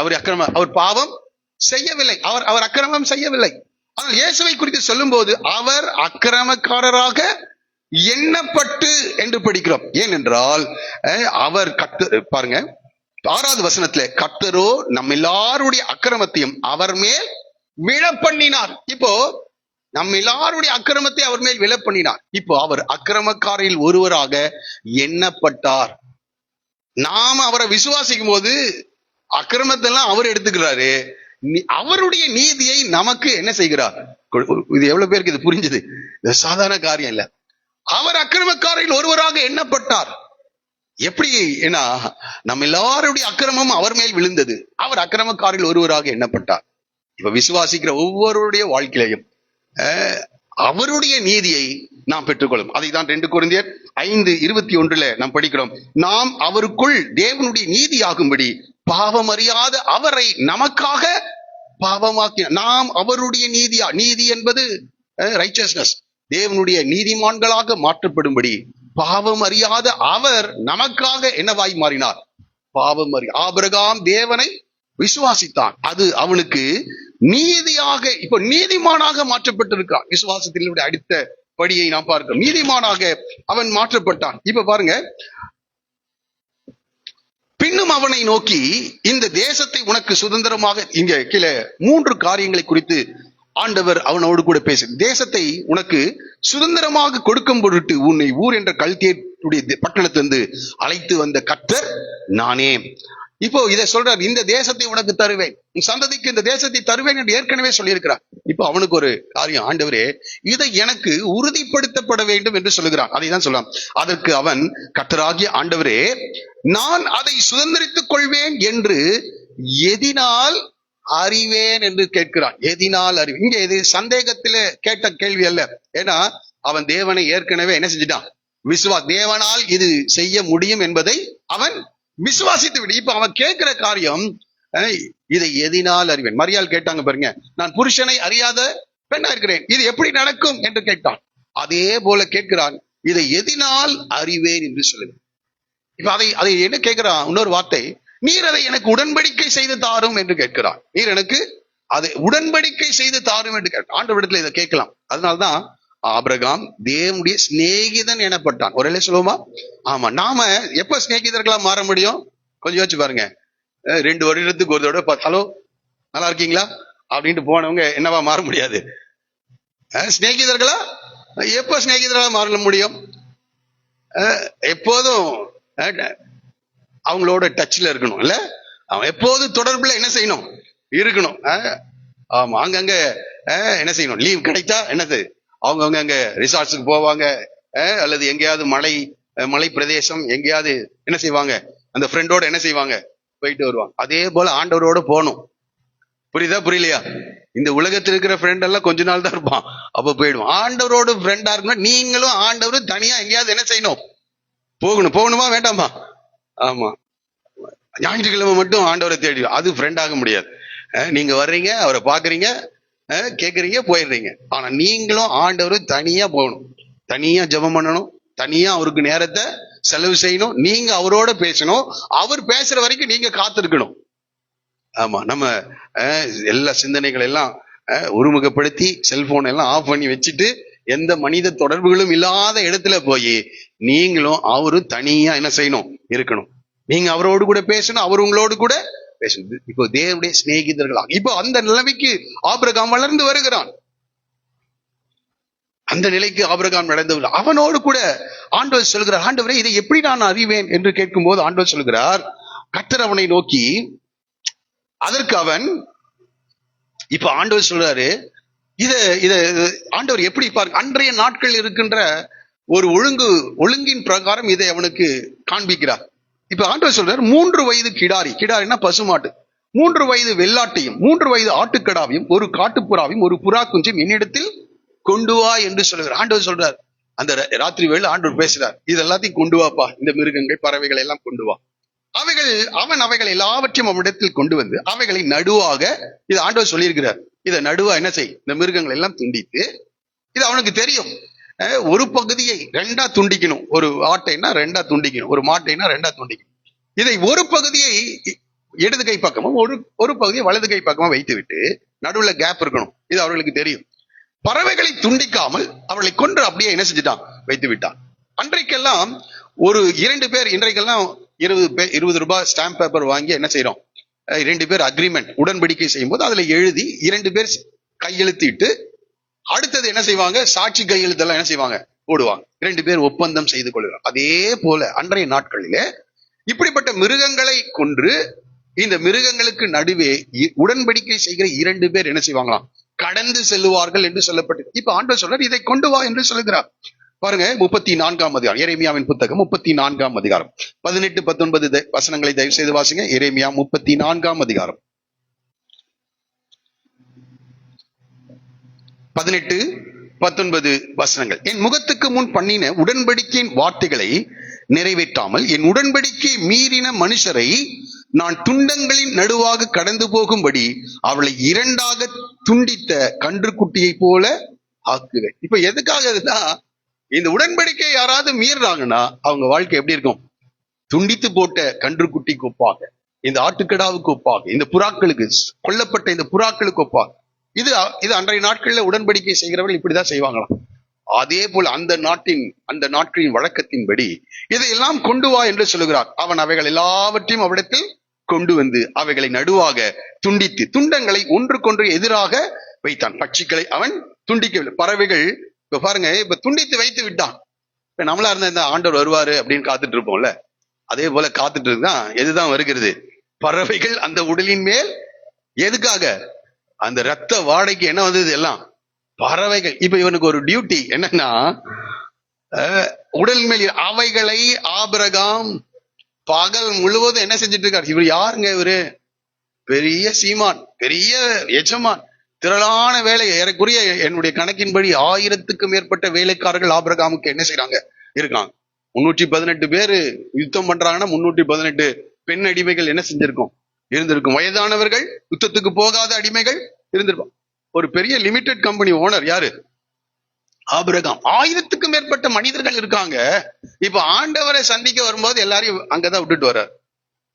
நாம ஆபிரகாமை விட பெரிய ஆட்களா இருக்கும். அதனால அதிகமான நேரம் ஆண்டவருக்கு செலவு செய்ய முடியறது இல்லைன்னு நினைக்கிறேன். கொஞ்சம் யோசிச்சு பாருங்க. இவர் என்ன செஞ்சிருக்காரு, பறவைகளை ஓட்டிக்கொண்டு நன்றாய் புரிந்து கொள், நீங்களும் ஆண்டவரும் நன்றாய் புரிந்து. ஆண்டவர் அப்படிப்பட்டவர்களுக்கு தான் இப்படிப்பட்ட காரியங்களை வெளிப்படுத்துகிற தேவனா இருக்கிறார். இந்த காலையில் உள்ள உங்களை ஒப்புக் கொடுங்கள். இது ஒரு கதை அல்ல, இது ஒரு கதை அல்ல, இது சத்தியம், இது உண்மை. நன்றாய் புரிந்து கொள்ளுங்கள். இதை நான் ஏன் இவ்வளவு தூரம் சொல்லிக் கொடுக்குறேன்னா, இந்த அனுபவத்துக்குள் எல்லாரும் என்ன செய்யணும்? வர வேண்டும். நீங்கள் இதை கேட்டுக்கொண்டு அப்படியே விட்டு விட்டு போய்விட்டீர்கள், இதனால் எந்த ஒரு பிரயோஜனமும் இல்லை. ஆனால் தயவு செய்து அனுபவமாக்குவீர்கள் என்றால் பெரிய ஆசீர்வாதத்தை கர்த்தர் வைத்திருக்கிறார், எல்லாருக்கும் வைத்திருக்கிறார். ஆமா, நாம் எல்லாரும் ஆபிரகாமின் பிள்ளைகள், நாம் எல்லாரும் தேவனுடைய பிள்ளைகளாக இருக்கிறோம். அவருடைய குமாரனாக இயேசுவை விசுவாசித்ததின் மூலமாக தேவனுடைய பிள்ளைகள் ஆகும்படி நமக்கு என்ன செய்திருக்கிறார்? அதிகாரம் கொடுத்திருக்கின்றார். ஆமா, அப்ப ஆண்டவருடைய வாக்குத்தத்தங்கள் எல்லாம் நமக்கு இருக்கின்றது. அந்த தனியா அந்த பறவைகளை ஓட்டி கொண்டு இருக்கிறார். அப்போ ஆண்டவர்கிட்ட வரும்போது எப்படிதான் வரணும்?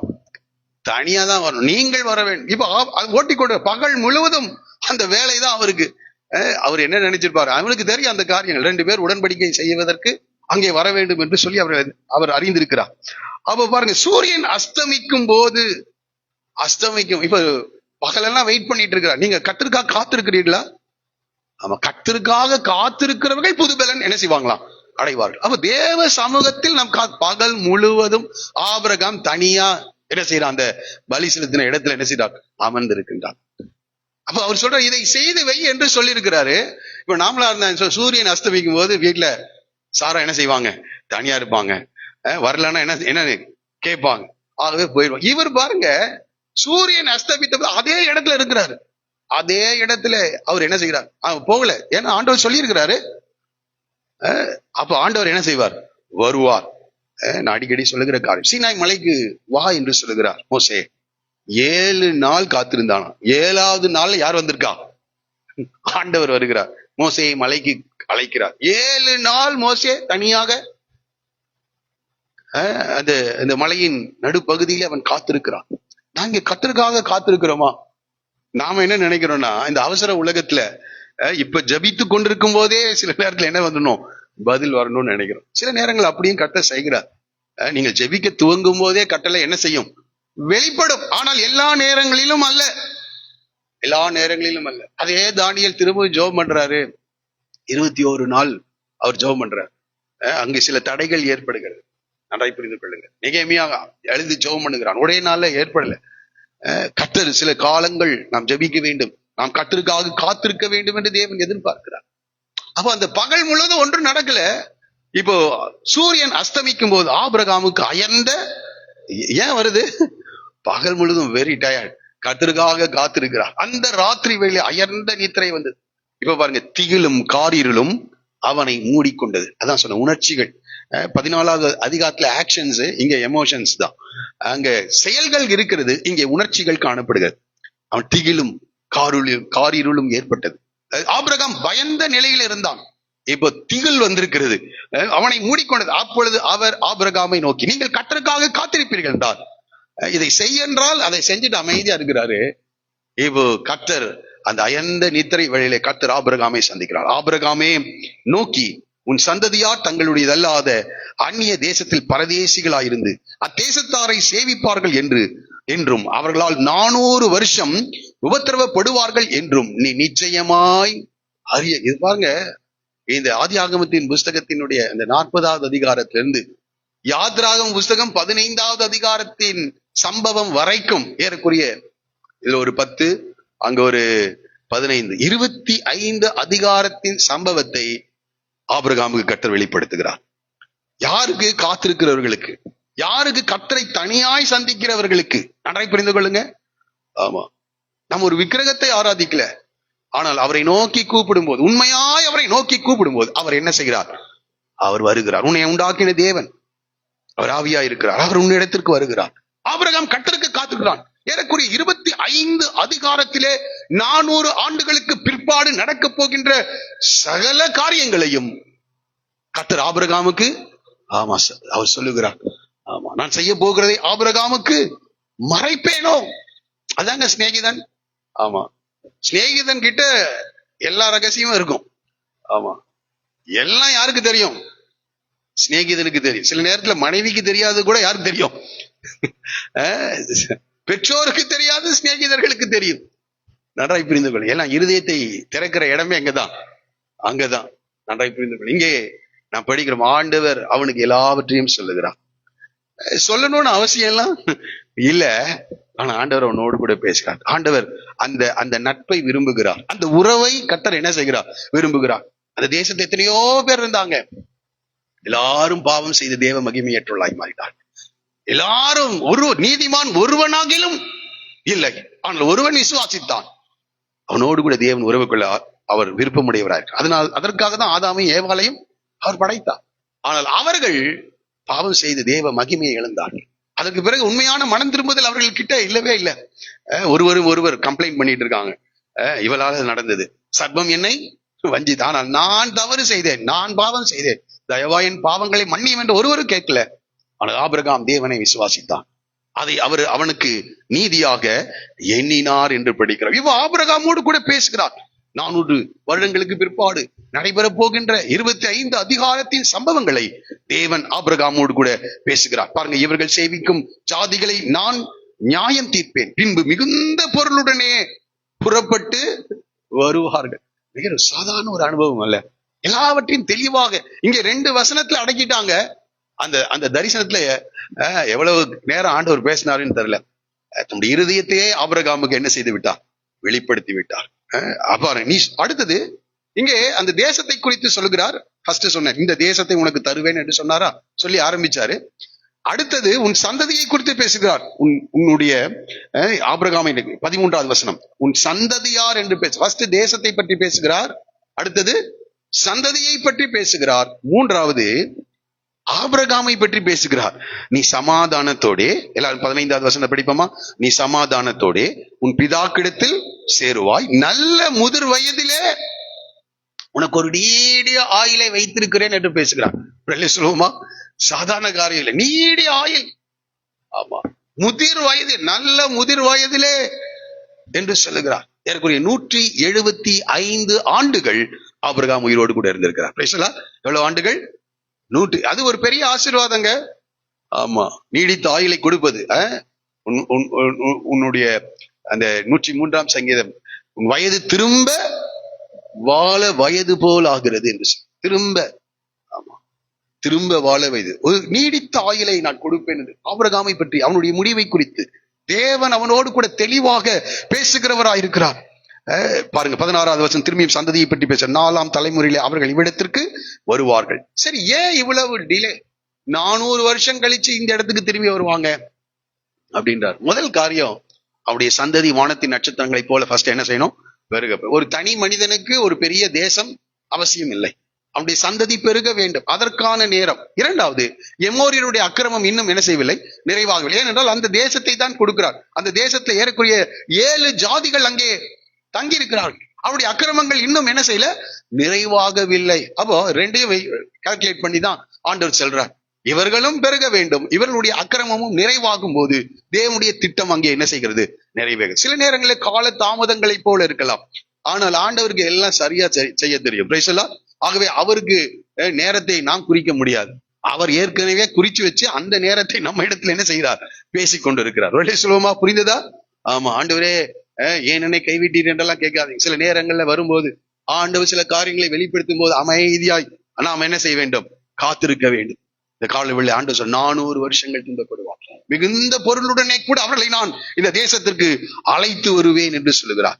பாருங்க, இதையெல்லாம் சொல்லிட்டு எப்படி இந்த அக்ரிமெண்ட்ல 2 பேர் என்ன செய்வாங்க? என்னென்னலாம் செய்ய போகிறான் அந்த உடன்படிக்கையை எழுதிவிட்டு கடைசியா கையெழுத்து போடுற மாதிரி இங்க ஆபிரகாம் எந்த வாக்குறுதியும் என்ன செய்யல? கொடுக்கல. இப்போ ஆண்டவர் தான் எல்லாத்தையும் சொல்றார், இதை நான் செய்வேன், இதை செய்வேன், இதை செய்வேன் என்று எதையெல்லாம் சொல்லுகிறாரோ அதெல்லாம் சொல்லிட்டு 17வது வசனம் சொல்லுகிறது, சூரியன் அஸ்தமித்து காரிருள் உண்டான பின்பு இதோ புகைகிற சூளையும் அந்த துண்டங்களின் நடுவே கடந்து போகிற அக்கினி ஜுவாலையும் தோன்றி. இப்போ அந்த துண்டங்களின் நடுவே என்ன போகுதான்? அக்கினி ஜுவாலை கடந்து. கூட யார் போயிருக்கணும்? ஆனா ஆபிரகாம் நீரெல்லாம் செய்யும் போது நான் இதை செய்வேன் என்று ஒரு வார்த்தை என்ன செய்வே இல்லை, சொல்லவே இல்லை. அதனால யார் கூட போல? ஆபிரகாம் கூட போல. யார் மட்டும் போறா? ஆண்டவர் மாத்திரம். அங்கே அதை பாருங்க, அந்த வசனத்தை பாருங்க. சூரியன் அஸ்தமித்து காரில் உண்டான பின்பு இதோ புகைகிற சூளையும் அந்த துண்டங்களின் நடுவே கடந்து போகிற அப்ப ஆண்டவர் அந்த துண்டங்களின் நடுவே பாருங்க, நம்ம லெவலுக்கு இறங்கி வந்து இதை எப்படி நான் அறிவேன் என்று சொன்னால் சொல்றார், நான் உனக்கு உடன்படிக்கை செய்து கொடுக்கிறேன் என்று சொல்லுகிறார். 3 காரியங்கள். அவருடைய சந்ததியை குறித்து பேசுகிறார், அந்த தேசத்தை குறித்து பேசுகிறார், ஆபிரகாமுடைய எதிர்காலத்தை குறித்து ஆண்டவர் என்ன செய்கிறார், பேசுகிறார். பேசிட்டு நான் இதை உனக்கு உடன்படிக்கை செய்து கொடுக்கிறேன் என்று சொல்லுகிறார். அந்நாளிலே கர்த்தர் ஆபிரகாமோட உடன்படிக்கை பண்ணி என்று படிக்கிறார். ஆண்டவர் ஆபிரகாமோடு உடன்படிக்கை பண்ணுகிறார். முதல் வாக்குத்தத்தம் வருங்க. அநேகர் வாக்குத்தத்தத்தையே பார்த்துட்டு இருக்கிறாங்க. நாம சூழ்நிலைகளுக்கு மத்தியிலே தேவனை நோக்கி நாம் ஜெபிப்போம் என்றால், தனித்து அவரை சந்திப்போம் என்றால், தனித்து அவருடைய சமூகத்தில் காத்திருப்போம் என்றால், அடுத்தது வாக்குத்தத்தம் என்னவா மாறணும்? உடன்படிக்கையாக மாறணும். உடன்படிக்கையை தான் தேவன் என்ன செய்வார்? நிறைவேற்றுவார். ஆகவே இந்த காலையில் இந்த சத்தியங்களை புரிந்து கொள்ளுங்கள். உங்கள் வாழ்க்கையின் சூழ்நிலைகளில் தேவன் காரணம் இல்லாமல் காரியங்களை தடை செய்து வைக்கவில்லை. அது எந்த ஆசீர்வாதமாக இருந்தாலும் சரி, நீங்கள் கவனமாக இந்த வசனங்களை பின்பற்றி ஆண்டவரை பிடித்து நீங்கள் அழுது ஜெபித்து கர்த்தருடைய சமூகத்தில் காத்திருப்பீர்கள் என்றால் வாக்குத்தத்தங்களை உடன்படிக்கையாக மாற்றுவார். வேதத்தில் அநேக வாக்குத்தத்தங்கள் இருக்கிறது. கர்த்தர் உனக்கு அநேக வாக்குத்தத்தங்களை கொடுத்திருக்கிறார், நான் இதை உன் வாழ்க்கையிலே செய்வேன் என்று. ஆனால் கர்த்தர் உன்னோடு கூட உடன்படிக்கை செய்திருக்கிறாரா? இது ஒரு பெரிய ரகசியம். அநேகர் அந்த வாக்குத்தத்தங்களை பெற்று அடையாமல் போய்விடுவார். காரணம், உடன்படிக்கையை பார்க்க செய்யவில்லை. அந்த நிலைக்கு அவர்கள் கடந்தே வரவில்லை.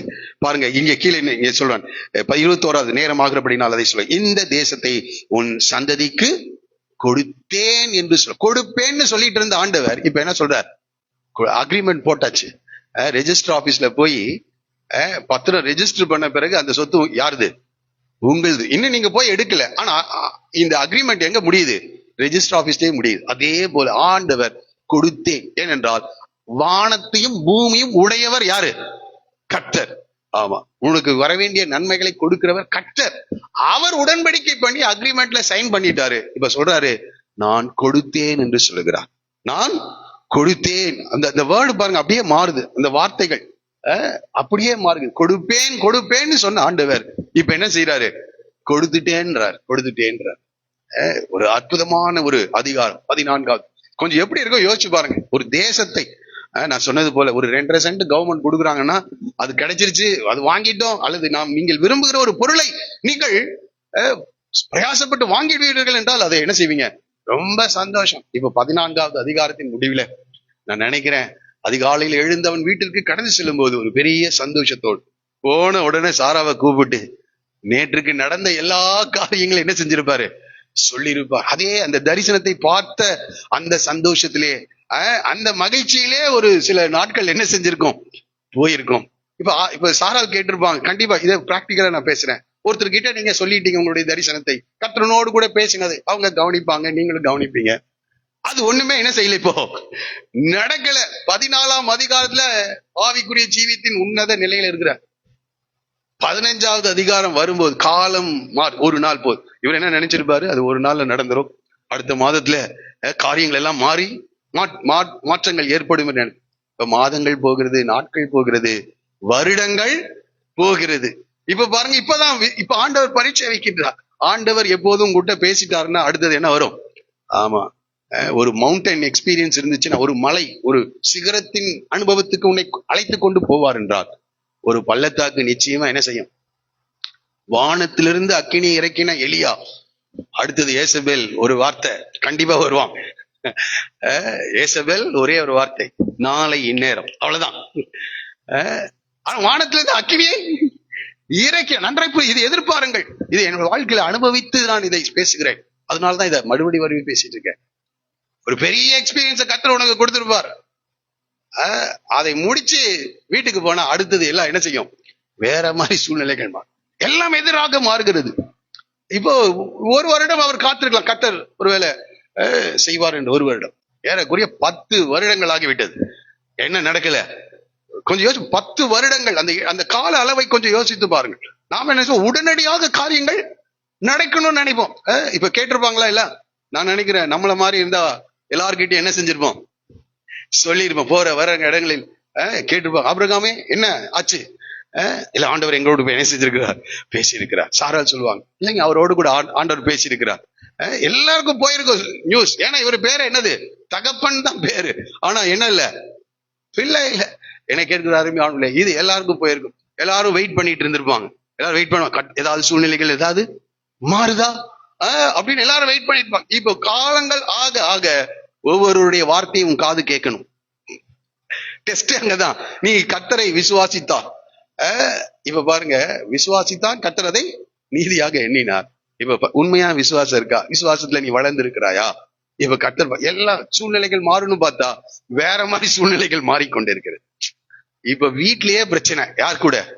சாராளுடைய இந்த 15வது அதிகாரம் முடித்த 16வது அதிகாரத்துக்கு வந்தா எல்லாம் எதிராக மாறுகிறது. ஒரு விசுவாசியுடைய வாழ்க்கையில எதெல்லாம் நடக்க கூடாதோ அத்தனையும் அவன் வாழ்க்கையில என்ன செஞ்சிட்டு இருக்கு. ஏனென்றால் கால தாமதங்கள். யார்தான் ஏற்றுக்கொள்ளுவா? நீ இப்படி ஆண்டவர் சொன்னார் உட்கார்ந்துட்டு இருந்தா என்னையே ஆகிறது? உன் வீட்டு விசாரணை தலைவனா இருக்கிற இந்த எலியாசர் எல்லாத்தையும் என்ன செஞ்சிருவான், எடுத்துருவான். நீ அந்த லோத்தை என்ன செஞ்சிட்ட, அனுப்பி விட்டாச்சு. உன்னுடைய உறவுகளும் என்ன செய்யறாங்க, 500 மைல் தொலைவில் என்ன செய்யறாங்க, ஊர் என்ற கல்தேர் பட்டணத்தில் இருக்காங்க. அவங்களையும் யாரும் என்ன செய்ய முடியாது, கூட்டிட்டு வந்து இன்னொரு ஆளை ட்ரெயின் பண்ணவும் முடியாது. லோத்தையும் அனுப்பி விட்டாச்சு. இப்ப என்ன செய்யறது? இப்ப இந்த அம்மா யோசிக்க ஆரம்பிக்கிறாங்க. இப்பதான் ஆண்டவரை விட்டுட்டு சுய புத்தியை சார்ந்து கொள்ள ஆரம்பிக்கிறார்கள். எதை ஆரம்பிக்கிறாங்க? பாருங்க, நாம கரெக்டா இருப்போம். ஆதாம் கிட்ட சொன்னார், எப்பா எல்லா பழத்தையும் என்ன செய்யலாம், சாப்பிடலாம், ஆனா நடுவுல இருக்கிற நன்மை தீமை அறியத்தக்க கனியை மாத்திரம் என்ன செய்யாத, புசிக்காதே என்று சொன்னார். இந்த அம்மா போய் என்ன செஞ்சுட்டாங்க, பறித்து வந்து அவங்களும் சாப்பிட்டு சாப்பிடுன்னு என்ன செஞ்சுட்டாங்க, கொடுத்துட்டாங்க. அவன் மட்டும் சாப்பிடாம இருந்திருந்தானா இன்னைக்கு பிரச்சனையே இந்த மாதிரி இருந்திருக்க. அந்த டெஸ்ட்ல ஆதாம் என்ன செஞ்சுட்டான், தோல்வி அடைந்து விட்டான். அடிக்கடி நான் என்னுடைய தியானத்துல இருந்து நான் கற்றுக்கொண்டது, இதுல ஆபிரகாம் என்ன செய்யறாரு, தோல்வி. ஆனா ஒரே ஒரு மனுஷன் மட்டும் தோல்வி அடையல, யோபு. நான் ஏற்கனவே நான் சொல்லியிருக்கேன், தேவனை தூஷித்து ஜீவனை விடுனா யோபு மாதிரி மாறணும். இந்த ஏரியால பைத்தியக்காரி பேசுகிறது போல பேசுகிறாய். எவ்வளவு, அதாவது நாம இப்ப பேசுறோம், 10 பிள்ளைகளை இழந்திருக்கின்றான், 10 பிள்ளைகளை இழந்திருக்கான், எல்லா ஆஸ்தியும் இழந்திருக்கிறான், ஆரோக்கியத்தை இழந்திருக்கிறான், எல்லாவற்றையும் இழந்த யோபு சொல்லுகிறான், நீ சொல்றத கே. அதாவது இவ சாகாம இருந்தா கூட பரவாயில்ல, தேவனை தூஷிக்க வேண்டிய ஒரு சூழ்நிலை அது. சாதாரண மனிதர்கள் என்ன செஞ்சிருவாங்க, தூஷித்து இருப்பார்கள். ஆனா அவன் சொல்றான், கர்த்தர் கொடுத்தார். கர்த்தர் தூஷிப்பதற்கு பதிலாக தேவனை மகிமைப்படுத்துகிறவனா இருக்கிறான். தேவனை மகிமைப்படுத்த இந்த இடத்துல நாம கவனிக்கணும். கர்த்தர் உனக்கு என்ன சொன்னார், அதற்காக காத்திருக்கணும். யார் என்ன நடந்தாலும் அமைதியா இருந்திருக்கணும். யாரு? ஆபிரகாம். ஆனால் இங்கே பாருங்க, ஆபிரகாமுடைய மனைவியாகிய சாராய்க்கு பிள்ளை இல்லாதிருந்தது. தெரியாதா? ஆமா, இதுக்காக தான் இவ்வளவு நாள் படிச்சுட்டு இருக்கோம். திரும்பியும் எதை தான் படிக்கிறோம் நம்ம, பிள்ளை சந்ததியை குறித்து பேசுகிறார். தேசத்தை குறித்த காரியங்கள் இந்த 21வது வசனத்தோடு கூட முடிது. கர்த்தர் அதை கொடுத்தேன் என்று சொல்லி அதோட முடிச்சிட்டார். இப்ப திரும்பவும் பிள்ளையை குறித்த காரியம். பிள்ளை இல்லாதது. எகிப்து தேசத்தாலே ஆகார் என்னும் பேர் கொண்ட ஒரு அடிமை பெண் அவளுக்கு இருந்தாள். சாராய் ஆபிரகாமை நோக்கி, நான் பிள்ளை பெறாதபடிக்கு கர்த்தர் என் கற்பத்தை, இப்ப இது தெரியுது, ஒரு ரெவலேஷன் எல்லாம் இது இல்ல, அவளுக்கு தெரியுது, கற்பத்தின் கனி கர்த்தரால் வருகிறது, சுதந்திரம், ஒரு ஆசீர்வாதமா, ஒரு நன்மையா, அது யார்கிட்ட இருந்தா வரும், நிறைய பேருக்கு அது தெரியும். ஆனா கர்த்தர் அதை தடை பண்ணி இருக்கிறார். அப்ப கர்த்தர் தான் அதை என்ன செஞ்சாலும் திறக்கணும். நீ என்ன செய்கிறாய்? ஆபிரகாம் போய் உடன்படிக்கையை வாங்கிட்டு வந்துட்டாரு. ஆனா கர்த்தர் அடைத்திருக்கிறார், என் அடிமை பெண்ணோட சேரும், ஒருவேளை அவளால் என் வீடு, எங்க கர்த்தர் வீட்டை கட்டாராகி, கட்டுகளுடைய பிரயாசம், கர்த்தர் தான் வீட்டை கட்டு, அது தெரியுது. ஆனால் அடிமை பெண்ணாலே என்னுடைய வீடு என்ன செய்யப்படுமா, கட்டப்படும். ஆமா. அப்போ இவங்க அன்றைய நாட்கள் இருக்கிற அந்த சூழ்நிலையின் அடிப்படையில, அந்த மனித பழக்க வழக்கங்களின் அடிப்படை, கலாச்சாரத்தின் அடிப்படையில இந்த அடிமை பெண்ணோட நீர் சேரும் என்று சொல்றாங்க. இந்த யோசனை யார் தான் கொடுக்கிறது? சாரால் தான் கொடுக்குறாங்க. ஆனால் ஆபிரகாமுக்கு கர்த்தருடைய வார்த்தை, உன் கற்ப பிறப்பா இருப்பவனே, ஆமா, இதை நீ நிச்சயமாய் அறிய கடவாய்ன்னு இன்னொரு இடத்துல சொல்றாரு. இதை 13வது வசனம், கடைசியில பாருங்க, அவர்கள் 400 வருஷம் உபத்திரவப்படுவார்கள் என்று 15-13 படிக்கிறேன். உபத்திரவப்படுவார்கள் என்று நீ நிச்சயமாய் அறிய கடவாய். அப்ப ஆண்டவர் என்ன சொல்றார்? நான் நிச்சயமா சொல்றேன்னு சொல்லி இருக்கிறார். ஆனா இப்ப என்ன சொல்றாங்க இங்க பாருங்க, கர்த்தர் நீ அவளால் உன் வீடு என்ன செய்யப்படும் கட்டப்படி. இவன் சொல்றான், இல்ல அடிமை பெண்ணோடு அல்ல, அந்த எலியேசர் அல்ல. நல்ல தெளிவா ஆண்டவர் பேசியிருக்காரு.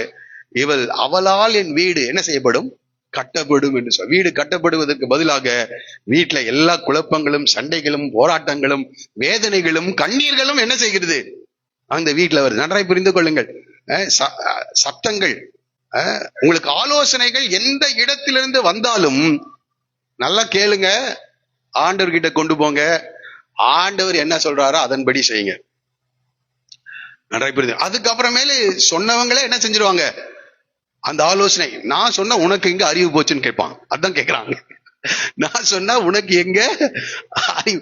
இதனால ஆபிரகாம் பெரிய பிரச்சனையில சிக்குகிறதை நாம் பார்க்கிறோம். இப்ப பாருங்க கீழே, ஆபிரகாம் கானான் தேசத்தில் 10 வருஷம் குடியிருந்த பின்பு. இப்ப இந்த சம்பவங்கள்லாம் நடந்து ஏறக்குரிய எத்தனை வருடம் தெரியல, ஒரு 7-8 ஆண்டுகள் ஆகிவிட்டது. இப்ப இவ சொல்றா, கர்த்தர் என் கர்ப்பத்தை அழைத்திருக்கிறார் என்று சொல்லிவிட்டார். ஆபிரகாம் கானான் தேசம் 10 வருஷம் குடியிருந்த பின்பு ஆபிரகாமின் மனைவியாகி சாராய் எகிப்து தேசத்தாலான தன் அடிமை பெண்ணாகி ஆகாரை அழைத்து அவளை தன் புருஷனாகி ஆபிரகாமுக்கு மறுமனையாட்டியாக கொடுத்தாள். இவளே செய்கிறாள். அன்றைய நாட்கள்ல அந்த காரியங்களுக்கு யாக்கோபு பாருங்க, ராகேலை அவன் திருமணம் செய்வதற்காக 7 ஆண்டுகள் இது பண்ணா. அப்ப மாமனார் என்ன செய்தார், ஏமாத்தி லேயால திரும்பியும் ஒரு 7 ஆண்டு செய்கின்றார். இப்ப யாரை கொடுத்துட்டாரு, ராகேல். அது இல்லாம பில்கால் சில்பால் 2, அது அந்த நாட்டில் இருந்த காரியங்கள் தான். ஆனால் இங்கே ஆபிரகாம் கிட்ட தெளிவா சொல்லியிருக்கிறாரு, எப்பா உன்னுடைய கர்ப்ப பிறப்பா இருப்பவனே உனக்கு சுதந்திர, பிள்ளைகள் தான் உனக்கு சுதந்திரவாய் தெளிவாய் சொல்லியிருக்கிறார். இங்கே மறுமனையாட்டியை கொடு. இந்த இடத்துல ஆபிரகாம் 10 வருடங்கள் ஆகிவிடும். கால தாமதம். இன்றைக்கு அநேகருடைய வாழ்க்கையில கால தாமதங்கள் ஆகும்போது தேவன் சொன்ன வார்த்தை, தேவன் தெளிவாய் சொன்ன வார்த்தை, தேவன் உன்னோடு கூட உடன்படிக்கை செய்த வார்த்தை, அதை நினைவு கூறுகிறாயா? ஒவ்வொரு நாளும் நினைவு கூறணும். ஒவ்வொரு நாளும் அதற்காக ஜெபிக்க வேண்டும். ஜெபிக்கிறீர்களா? ஆமா.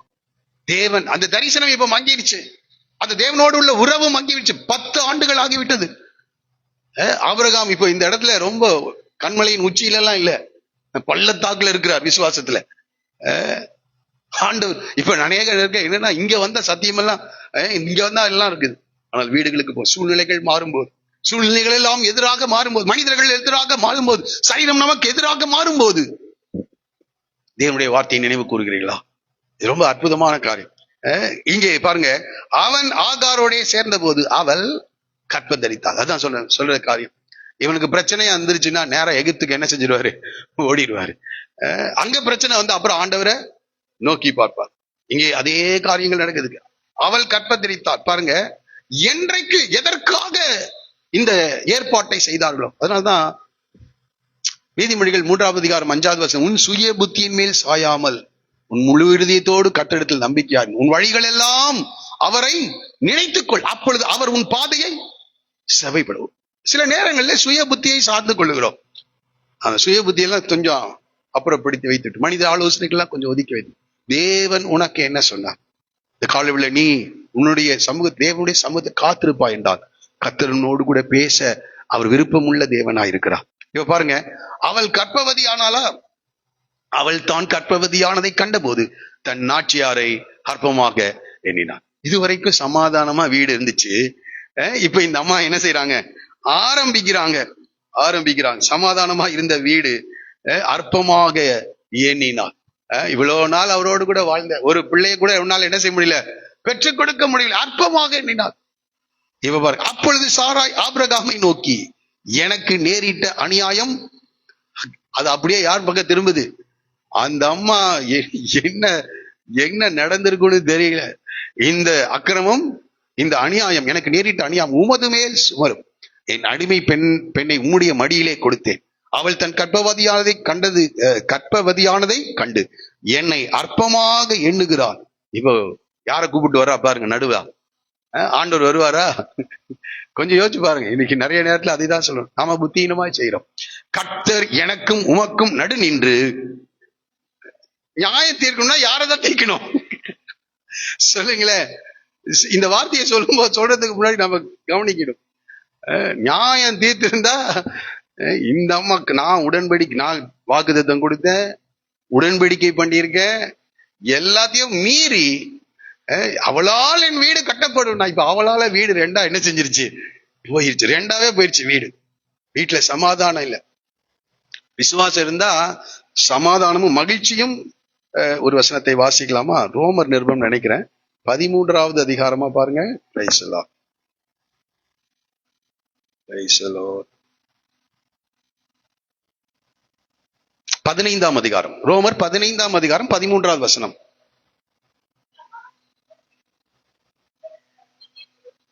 எல்லாரும் சேர்ந்து படிப்போம். நம்பிக்கையின் தேவன் விசுவாசத்தினால் உண்டாகும் எல்லாவித சந்தோஷத்தினாலும் சமாதானம். அந்த இடத்துல இருந்து மறுபடியும் வாங்க. நம்பிக்கையின் தேவன் விசுவாசத்தினால் உண்டாகும் எல்லாவித சந்தோஷத்தினாலும் சமாதானத்தினாலும் உங்களை நிரப்புவாராக. நம்பிக்கையின் தேவன் விசுவாசத்தினால் என்ன வருமா? எல்லாவித சந்தோஷமும். இப்போ நம்பிக்கையின் தேவன் அவிசுவாசத்தினால் எல்லாவித சண்டைகளும். புரியுதா? அதுக்கப்புறம் நீங்களே ஃபில் பண்ணுங்க. இப்ப அவிசுவாசம் வந்துருச்சு, இப்ப என்ன வருது? சண்டை வருது. நம்பிக்கையின் தேவன் விசுவாசத்தினால் உண்டாகும் எல்லாவித சந்தோஷம், எல்லா சமாதானமும் கற்றுக் கொடுப்பார். ஆனா அவிசுவாசம் எல்லாவித சண்டைகளையும் சச்சரவுகளையும் சமாதான கேடு, கண்ணீர், வேதனை எல்லாம் அங்க என்ன செய்யுது? அங்க வருகிறது. பாருங்க, அதைதான் நீங்க படிக்கிறோம். இது உமக்கு சுமரும், கர்த்தர் உமக்கும் எனக்கும் நடு நின்று. வசனம் நம்ம விசுவாசிகளுக்கு எல்லா இடம் சண்டையிலையும் எதுதான் வரும்? வசனம் தான் வரும். ஏன்னா வசனத்தினால் நிறைந்து நல்லதுதான். ஆனா கொஞ்சம் யோசித்து பேசணும். நியாயம் தீர்த்தா என்ன ஆகும்? ஆண்டவர் நியாயம் தீர்த்தா இங்க இருக்கிற ஒருத்தர் என்ன செய்ய முடியாது. ஏதோ கிருபையில எல்லாம் வண்டி என்ன செய்யுது? ஓடுகிறது. நியாயம் தீர்ப்பாராக என்றார். இப்ப பாருங்க, 3 காரியங்களை இங்கே படிக்கிறோம். பிரச்சனைகள் வரும்போது, தவறு நடந்த உடனே 3 நிலைகளில ஒன்று என்னன்னா, இந்த குற்றத்தை மற்றவர்கள் மேல் சுமத்துவது. இதுதான் மனித இயல்பு. நல்லா பாருங்க, நம்ம வீட்டுல பிரச்சனை வந்ததுன்னா ஒரு விசுவாசி எப்படி செயல்படக்கூடாதுன்றது இங்க நம்ம படிக்கிறோம். 3 காரியங்கள். மற்றவங்களை என்ன செய்யுது? இவங்கதான் காரணம். ஆனா சத்தமா வேகமா பேசுறதுனால குற்றத்தை யார் மேல சொல்லிடுது? ஆபிரகாம் மேல. வேகமா பேசுறது, சத்தமா பேசுறது. இப்ப ஆபிரகாம் இவரு சத்தமா பேசினா அதுக்கப்புறம் அந்த அம்மா இன்னும் அதிகமா சத்தமா பேசும். குற்றத்தை பாருங்க, உடனடியாக நீர் எனக்கு கொடுத்த இந்த ஏவாள் தான் இந்த பழத்தை கொடுத்தா. இவன் அதே காரியம் யார்கிட்ட இருக்குது? இந்த சர்ப்பம் என்னை, நான் நல்லவதா, இந்த சர்ப்பம் என்னை என்ன செஞ்சிச்சு? வஞ்சித்து விட்டது. குற்றத்தை ஒத்துக்கொள்ளாத மனம். பாவம் வரும்போது நீங்க இப்படி ரியாக்ட் பண்றீங்களா? அவங்கதான் அவர்களால் இந்த சூழ்நிலையை இப்படி அவங்க பேசிட்டாங்க, நான் இப்படி செஞ்சிட்டேன். அவன் நம்மளை நீதிமானாக மாத்து. அவங்க பேசினாங்களா, இப்படி செஞ்சுட்டாங்க, நாம நீதிமானா? அவ பாருங்க, இங்கே அடுத்தவர்கள் மேல் பழி சுமத்தது. இதை இன்றைக்கு நீங்க அறிக்கை செய்யணும். அப்பதான் தேவன் நம்முடைய வாழ்க்கையில கிரியை செய்வார். எந்த பிரச்சனைக்கும் மற்றவர்கள் பொய்யாய் குற்றம் சாட்டும் போதே ஏசு என்ன செஞ்சாராம்? பேசாம அமைதலா இருந்தார். ஆனா இங்க செஞ்சதெல்லாம் சாரால் உடனடியாக பிளேம் என்ன செய்யறாங்க? அடுத்தது 2வது ஆபிரகாம் எப்படி செயல்படுகிறார் பாருங்க. அதற்கு ஆபிரகாம் சாராயை நோக்கி, இதோ உன் அடிமை பெண் உன் கைக்குள் இருக்கிறாள், உன் பார்வைக்கு நலமானபடி அவளுக்கு. பிரச்சனை என்னதுக்குப்பா? நீதான் சொன்ன, இப்ப நீதான் கொடுத்த, இப்ப அடிமை பெண்ணாவே நான் திரும்பி என்ன செஞ்சறேன்? கொடுத்துறேன். மறுமணியாட்டியா வச்சுக்கல, நானு யாரவா கொடுத்துறேன். அடிமை எனக்கு அதுல தெரியாது, நீ சொன்ன, நான் செஞ்சேன். இப்ப கை கழுவுறான் யாரு? இப்ப பிள்ளை உருவாகி இருக்கிறது, யார் கை கழுவுறா? ஆபிரகாம் கை கழுவுகிறான். அடுத்தது பாருங்க, 2 காரியத்தை நம்ம செய்வோம். ஒன்று, இந்த சாரால் கிட்ட இருந்து படிக்கிற 2 1 குற்றத்தை மற்றவர்கள் மேல் சுமத்துவது. 2வது இந்த ஆகாரை கடினமா என்ன செய்தாராம், நடத்தினாள். இதுதான் நம்ம செய்யற அடுத்த காரியம். ஆமா, ஒருத்தர் மேல பிடிக்கலன்னா அவங்க செய்யறது அத்தனையும் நமக்கு எப்படிதான் தெரியும், தவறாதான் தெரியும். அதனால இப்போ ஆகார் இந்த சைடு வந்த, ஏன் இந்த சைடு வர, அந்த சைடு ஏன் அங்க போற, ஏன் இதை செய்த, கடினமாக என்ன பண்ணான்னு தெரியல, கடினமா அவர் இருக்கவே முடியாம என்ன செய்யறான், ஓடுற அளவுக்கு கடினமாய். ரெண்டு காரியம் தவறு செய்தவர்கள் செய்வாங்க, கடினமாய் அவனுடைய வார்த்தைகள் கடினமாய் இருக்கும். ஆமா, அவ நிச்சயமா அவ வேதனையில் தான், அற்பமா எண்ணினது உண்மைதான், ஆனா மிக கடினமாய் நடத்தினாள். காலவெள்ள குற்றத்தை மற்றவர்கள் மேல் சாத்துகிறோமா, அல்லது மற்றவர்களை கடினமாய் நாம் நடத்துகிறோமா? இன்னைக்கு கர்த்தரோடு கூட பேசுறார். குற்றத்தை நீ ஒத்துக்கொள்ளாத வரைக்கும் உன் கற்பம் என்ன செய்யாது. சாராள் கிட்ட சொல்ற காரியம், பிடிக்கிற காரியம், தேவனுடைய வாழ்க்கையில அற்புதங்களை செய்ய வேண்டும் என்றால் குற்றத்தை மற்றவங்க மேல சொல்லாத. நான் பாவி, நான் இந்த தவறு செய்தேன் ஆண்டவரே, என்னை மன்னியும் என்று கேட்க வேண்டும். மற்றவர்களை கடினமாய் நடத்துகிறாள், கடினமாய். ஆபிரகாம் பிரச்சனையை முழுதும் யார்கிட்டயே கொடுத்துட்டா, நீயே பார்த்துக்கோ, கை கழுவுகின்ற மனிதர். மூன்றாவது ஒரு காரியம் என்னன்னா, ஆகார் இந்த பிரச்சனைக்கு தீர்வு தெரியல, அந்த இடத்தை விட்டு என்ன செய்யறா, ஓடுறா. இன்னைக்கு அநேகர் அதான் செய்யறது, இந்த பிரச்சனைக்கு இங்க தீர்வே கிடைக்காது, நான் எங்கேயாவது என்ன செய்யறேன், போறேன்ட்டு ஓடிடுது. இது மூன்று காரியங்கள் நடக்குது, எல்லா இடங்களிலேயும் நடக்குது. ஆமா, அந்த பிரச்சனையை விட்டு ஓடுகிறது. ஆபிரகாம் அதேதான், தேசத்திலே பஞ்சம் வந்த உடனே அவன் எகிப்தை நோக்கி என்ன செய்து விட்டான், ஓடிவிட்டான். அநேகர், அதனால்தான் தாவீது சொல்றாருன்னு நினைக்கிறேன், எனக்கு மாத்திரம் புறாவை போல சிறகுகள் இருந்தால் நான் உடனே பறந்து போயிடுவேன். இன்னைக்கு அநேகர் பிரச்சனைகள் வரும்போது இந்த மூன்று காரியம், மற்றவர்களை குற்றப்படுத்துகிறது, மற்றவர்களை கடினமாய் நடத்துகிறது, மற்றவர்களிடத்திலேயே பிரச்சனை என்ன செய்யுது, ஒப்பு கொடுத்து விடுகிறது. அடுத்த கேட்டகரி இன்னொருத்தர் பிரச்சனையை விட்டு என்ன செய்ய தப்பித்து, ஆனா இந்த இடத்துல என்ன செஞ்சிருக்கணும்னா, உடனே ஒரு பலிபீடத்தை கட்டி, ஆண்டவரே நாங்கள் தவறு செய்தோம் என்று மூன்று பேர் என்ன செஞ்சிருக்கணும், மூன்று பேரும் அவங்க ஒவ்வொருவருடைய தவறை உணர்ந்து இருக்க வேண்டும். ஆபிரகாம் பெரிய விசுவாசி, தெரியும் பிரச்சனை வருகிறது, அந்த பிரச்சனை சாதாரணமா இங்க நான் பேசுகிறது போல இருக்காது, பிரச்சனைகளுக்குள்ள போனவங்களுக்கு தெரியும். ஆமா, எல்லாத்தையும் சமாதானப்படுத்திடலாம், யுத்தத்துல ஜெயத்தை என்ன செஞ்சிடலாம், வெற்றியை பெற்று விடலாம். ஆனா இந்த இடத்துல என்ன செய்யாது, குடும்பத்துல பிரச்சனை வந்தா அதை தீர்க்கவே முடியாது. யுத்தத்துல வெற்றி பெறலாம், பெரிய காரியங்களை சாதிக்கலாம், பெரிய சக்சஸ்ஃபுல் மேன். ஆனால் இந்த இடத்திலே ஆபிரகாம்னால் இந்த பிரச்சனையை தீர்க்க முடியும். இதை ஆண்டவரிடத்துல ஆபிரகாம், நான் அதை இப்படிதான் எதிர்பார்க்கிறேன், இந்த பிரச்சனையை ஆபிரகாம் என்ன செஞ்சிருக்கணும், முதல்ல ஆண்டவரிடத்துல கொண்டு வந்திருக்க வேண்டும். ஆனால் ஆபிரகாம் கொண்டு வரல, சாரால் கொண்டு வரல. ஆனால் ஆகார் அந்த வனாந்தரத்துக்கு நேராக என்ன செய்கிறார், ஓடுகிறார். இந்த பிரச்சனையை இந்த படித்த போது எனக்கு புரிந்த காரியம், பிரச்சனையை முதல்ல ஆண்டவரிடத்துல கொண்டு வந்தது யாருன்னா ஆகார். ஒரு சொல்லுவோமா, அடிமை பெண், எகிப்து தேசத்தான், எந்த வாக்குத்தத்தங்களும் எந்த உடன்படிக்கைகளும் இல்லாத இந்த ஆகார் இந்த பிரச்சனையை கர்த்தரிடத்துல கொண்டு வரா. யாரையும் அற்பமா நினைச்சிடாதீங்க, இவங்கனால என்ன நடக்க போகுது, யாரையும் அற்பமா நினைச்சிடாங்க. ஆபிரகாம் 14வது 15வது அதிகாரத்தில் பெரிய தரிசனத்தை கண்டவன், பெரிய பலி செலுத்தினவன், பெரிய வாக்குறுதி பெற்றவன். எனக்கு படிச்ச போது ரொம்ப ஆச்சரியமா, ஆகார் பிரச்சனையை எங்க கொண்டு வரா, அவள் தேவனுடைய சமூகத்தில் அங்கலாய்க்கிறவளா இருக்கிறாள். கர்த்தருடைய தூதன் வனாந்தரத்திலே அந்த சூர் என்ற அந்த இடத்திலே அவளுக்கு தரிசனமானார் என்று சொல்லப்பட்டிருக்கிறது. அவ பிரச்சனை யார் ஃபர்ஸ்ட் கொண்டு போனா, ஆகார் கொண்டு போறான். இந்த காலையில் கர்த்தரோடு பேசுகிறார். பெரிய விசுவாசியா இருக்கலாம், பிரச்சனை வரும்போது தவறு இழைக்கப்பட்ட போது யார் முதல்ல கர்த்தரோடு காம்ப்ரமைஸ் ஆகிறான், யார் தேவனோடு நல்மனம் பொருந்துகிறார்கள், அதுதான் ரொம்ப மிக முக்கியம். நான் நினைச்சு பார்த்தா ஆபிரகாம் செய்திருக்க வேண்டிய ஒரு காரியத்தை, எந்த காரியம் இல்ல, ஏதோ ஆபிரகாம் வீட்டில் இருந்ததுனால இந்த ஆண்டவரை பற்றி இந்த ஆகார் அறிந்து கொண்டான். ஆனால் வனாந்திரத்தில் அவளுக்கு இருக்க அங்கே முடியவில்லை. அவ்வளவாய் கடினமா என்ன செஞ்சிருக்கான், இந்த சாரால் நடத்தி இருக்கிறாங்க. ஆகவே இந்த இடத்தை படிக்கலாமா, அதற்கு சாராய் அவளை கடினமாய் நடத்தினபடியால் 6வது வசனம் படிக்கிறேன், அவள் அவனை விட்டு ஓடி போனாள். இப்ப பாருங்க, கர்த்தருடைய தூதனானவர் அவளை வனாந்திரத்திலே சூருக்கு போகிற வழி அருகே இருக்கிற நீரூற்றண்டையில் கண்டு, நன்றாய் நீங்கள் அவரை தேடினால் அவர் உங்களுக்கு தென்படுவார். நல்லா புரிந்து கொள்ளுங்க, நீங்கள் முழு இருதயத்தோடும் அவரை தேடினால் அவர் உங்களுக்கு வெளிப்படுவார். அப்போ வனாந்திரத்துக்கு போனாங்க, ஆனா ஆகார் முழு இருதயத்தோடு கூட கர்த்தரை தேடினான். ஆனால் ஆபிரகாமும் சாராலும் அவங்க இறுதிய கடினப்பட்டு ஆண்டவரை தேடவே இல்லை. இந்த காலில் கர்த்தரோடு கூட பேசுற பிரச்சனைகளுக்கு தீர்வு எங்க இருக்குன்னா கர்த்தரிடத்துலதான் இருக்கு. ஆமா, முழு இதயத்தோடும் கர்த்தரை நீங்கள் தேடி விழுந்தால் நீங்கள் தேடுகையில் அவரை கண்டடைவீர்கள். இங்கே இது ஒரு சாதாரண ஒரு தரிசனம் அல்ல, கர்த்தருடைய தூதனானவர் அவளுக்கு வெளிப்பட்டு என்று படிக்கிறோம். இந்த கர்த்தருடைய தூதனானவர் என்ற வருகிற எல்லா இடங்களிலும் பழைய பாட்டிலே இயேசு கிறிஸ்துவை குறிப்பிடுகிறது. இயேசுவே யாருக்கு காட்சி கொடுக்கிறா?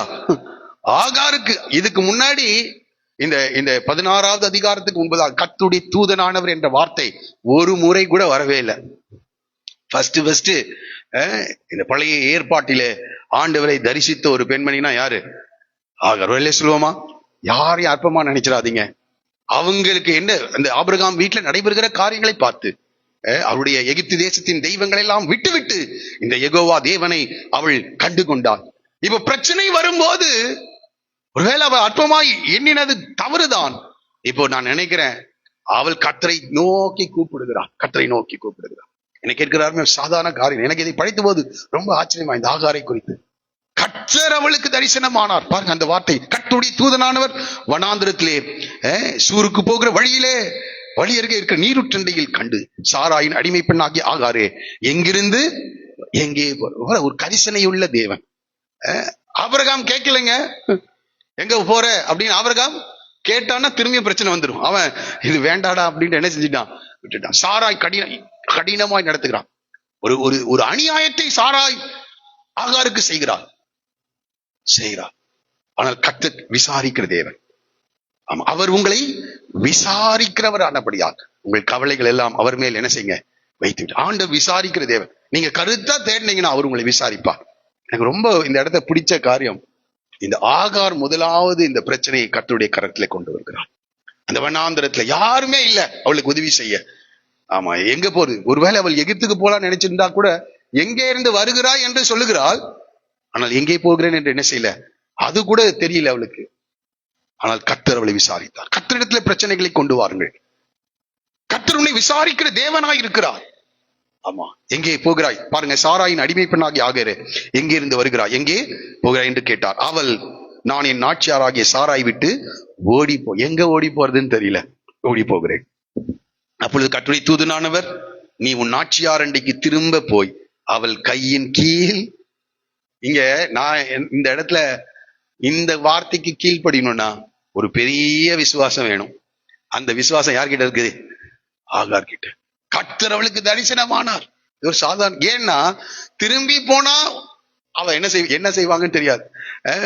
ஓடிட்ட, இதுக்கு எதுக்கு வந்த, வெளியே உள்ள வராத, என்ன வேணா சாரால் என்ன செய்வாங்க சொல்லுவாங்க. இன்னும் திரும்பவும் கடினமாய் நடத்துவாங்க. இனி என்னென்ன செய்வாங்கன்னு தெரியாது. எதிர்காலமே அங்கே ஒரு கேள்விக்குறியான நிலையிலே ஆண்டு சொல்ல, நீ திரும்பவும் உன் நாச்சியார் அண்டைக்கு திரும்ப போய் அவள் கையின் கீழ் அடங்கி. சாதாரண காரியம் அதான். ஆண்டு அடங்கிறது ரொம்ப கஷ்டம். அதனால்தான் இளைஞர்களுக்கு பேதர் எழுதும்போது சொல்ல, அவர் உங்களை ஏற்ற காலத்தில் உங்களை உயர்த்தும்படி அவருடைய பலத்த கரத்திற்குள் அடங்கியிருங்கள் சொல்ற. அடங்கியிரு என்று சொல்லுகிறார். இந்த வார்த்தைக்கு கீழ்ப்படி வேற ஏதாவது சொல்லியிருக்கலாம். நீ எகிப்துக்கு போ, நான் உன்னோடு கூட. நம்மளா இருந்தா அப்படிதான் எதிர்பார்ப்போம். எகிப்துக்கு போ, உங்களுக்கு செய்த துரோகத்தை எல்லாம் நான் விசாரிப்பேன் அப்படின்னு சொன்ன ஆண்டவர் கை தட்டி என்ன செய்வோம்? அல்லேலூயா சொல்லி, சாராளுக்கு ஆபிரகாமுக்கு இருக்குது, கர்த்தர் பார்த்து கொள்ளுவார் அப்படின்னு என்ன செஞ்சிருக்கலாம் சொல்றாரு. ஆனால் ஆண்டவர் பாருங்க எப்படி பேசுறாரு பாருங்க. நீ திரும்ப போய் அவள் கையின் கீழ் என்ன செய்ய, அடங்கி இரு. நீ கேட்கிறாருமே அவங்களே. பின்னும் பாருங்க, பின்னும் கர்த்தருடைய தூதன் அவளை நோக்கி, உன் சந்ததியை மிகவும் பெருக போன. நான் நினைக்கிறேன் அந்த கண்ணீர் விட்டு அந்த வனாந்திரத்துல கர்த்தரை நோக்கி கூப்பிட்டு இருப்பான். ஆண்டவரே, நான் தனியா இருந்தா கூட எங்கேயாவது போய் பொழைச்சுக்குவேன். வயிற்றுல வேற என்ன செஞ்சிருக்கீங்க, ஒரு பிள்ளைய கொடுத்து, நான் என்ன செய்வேன்? எனக்கு நேரிட்ட இந்த தேவனை நோக்கி கண்ணீர் விட்டு இருக்க வேண்டும். உன் சந்ததி மிகவும் பெருக பண்ணுவேன், அது பெருகி எண்ணி முடியாததாய் இருக்கும். பாருங்க, அவ சாதாரணமா ஜெபிக்கலைங்க. 11வது வசனத்துல படு, பின்னும் கர்த்தருடைய தூதனானவர் அவளை நோக்கி, நீ கர்ப்பவதியாய் இருக்கிறாய், ஒரு குமாரனை கர்த்தர் உன் அங்கலாய்ப்பை கேட்ட. அப்போ அங்கலாய்த்து கொண்டிருந்தா. மனுஷர்கள் கிட்ட அங்கலாய்க்கிறீர்களா? கர்த்தரிடத்துல அங்கலாய்த்து கொண்டிருக்கிறார். பாருங்க, அவளுடைய எதிர்காலத்தை குறித்து கர்த்தர் பேசுகிறார். சொல்ற, அங்கலாய்ப்பை கேட்டேன், ஒரு குமாரனை பெறுவாய். அது குமாரனா குமார்த்தியா இன்னைக்கு எல்லாம் என்ன செய்யறாங்க, ஸ்கேன் பண்ணி பாக்குறாங்க. ஆனா ஆண்டவர் சொல்றார், ஒரு பிள்ளைய, ஒரு பையனை நான் என்ன செய்வேன் உனக்கு கொடுப்பேன், அவனுக்கு இஸ்மவேல் என்று பேரிடு. கொஞ்சம் யோசிச்சு பாருங்க, சாதாரண காரியம். ரெவலேஷன் ஆபிரகாமுக்கு இல்லைங்க, யாருக்கு வந்துட்டு இருக்கு இப்போ? ஆகாருக்கு. அற்பமா எண்ணப்பட்ட, கடினமாய் நடத்தின. சில நேரத்துல இப்படி கடினமான சூழ்நிலைகளுக்குள்ளாக கொண்டு போய் தான் வானத்தை கட்ட திறக்கிறார், ஆவிக்குரிய கண்களை கட்ட திறக்கிறார்.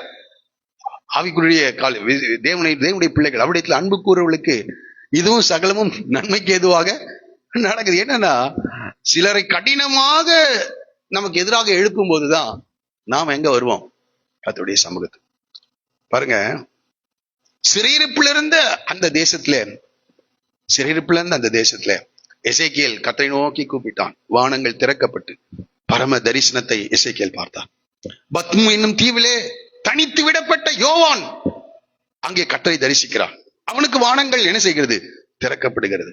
எனக்கு அருமையான கர்த்தருடைய வாழ்க்கையில நீ தனித்து விடப்படுகிற சூழ்நிலையை அனுமதிப்பதற்கு காரணம் என்ன தெரியுமா? ஆகாரை சாரால் கடினமாய் நடத்தின போது ஆகார் செய்த ஒரே காரியம், வனாந்தரத்துக்கு போய், நம்ம ஆளுகளை என்ன செய்வாங்க, முடிச்சு சாகரன்றுவாங்க. நான் என்ன செய்யறேன், நான் செத்துறேன், இதுக்கு மேல வாழ்க்கையில.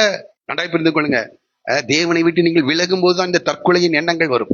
அந்த இடத்துல நீங்கள் தேவனோடு கூட இல்லை என்பதை நீங்கள் புரிந்து, உன்னுடைய அவிசுவாசத்தில் நீ நிற்கிறாய் என்பதை புரிந்து கொள். இந்த காலை வேளையில சாகரண்டு போய் வாழ்க்கையை முடிச்சிருப்பாங்க. ஆனால் அதற்கு பதிலாக ஆகா தேவ சமூகத்தில் வந்து அங்கலாய்த்து கண்ணீர் விட்டு கதறி இருப்பாள். தேவனுடைய தூதனானவர் இயேசு கிறிஸ்து அவளுக்கு தன்னை வெளிப்படுத்துகிறார். அவருடைய பிள்ளையை குறித்து பேசுகிறார். அவருடைய எதிர்காலத்தை குறித்து. ஆபிரகாம் கிட்ட மாத்திரம் இல்லைங்க, அற்பமாய் எண்ணப்பட்ட ஆகார் இடத்துல கட்ட பேசுகிறார். எல்லாருக்கும் அவர் ஒண்ணுதான். அது ஆபிரகாமா இருந்தாலும் சரி, எகிப்து தேசத்தின் அடிமை பெண்ணா இருந்தாலும் சரி, தேவனுடைய பார்வையில் எல்லாரும் சமமானவர்களே. இங்கே சொல்லுகிறார், அங்கலாய்ப்பை கேட்ட அவனுக்கு இஸ்மவேல் என்று பெயரிடுவாயாக. இப்ப பாருங்க, ஒரு கடினமான டிசிஷன். அது வனாந்தரத்திலிருந்து திரும்பி எங்க போகணும்? சாராள் கிட்ட போகணும். ஆபிரகாம் இப்படிதான் கை கழுவாருன்னு நல்லா தெரியும்.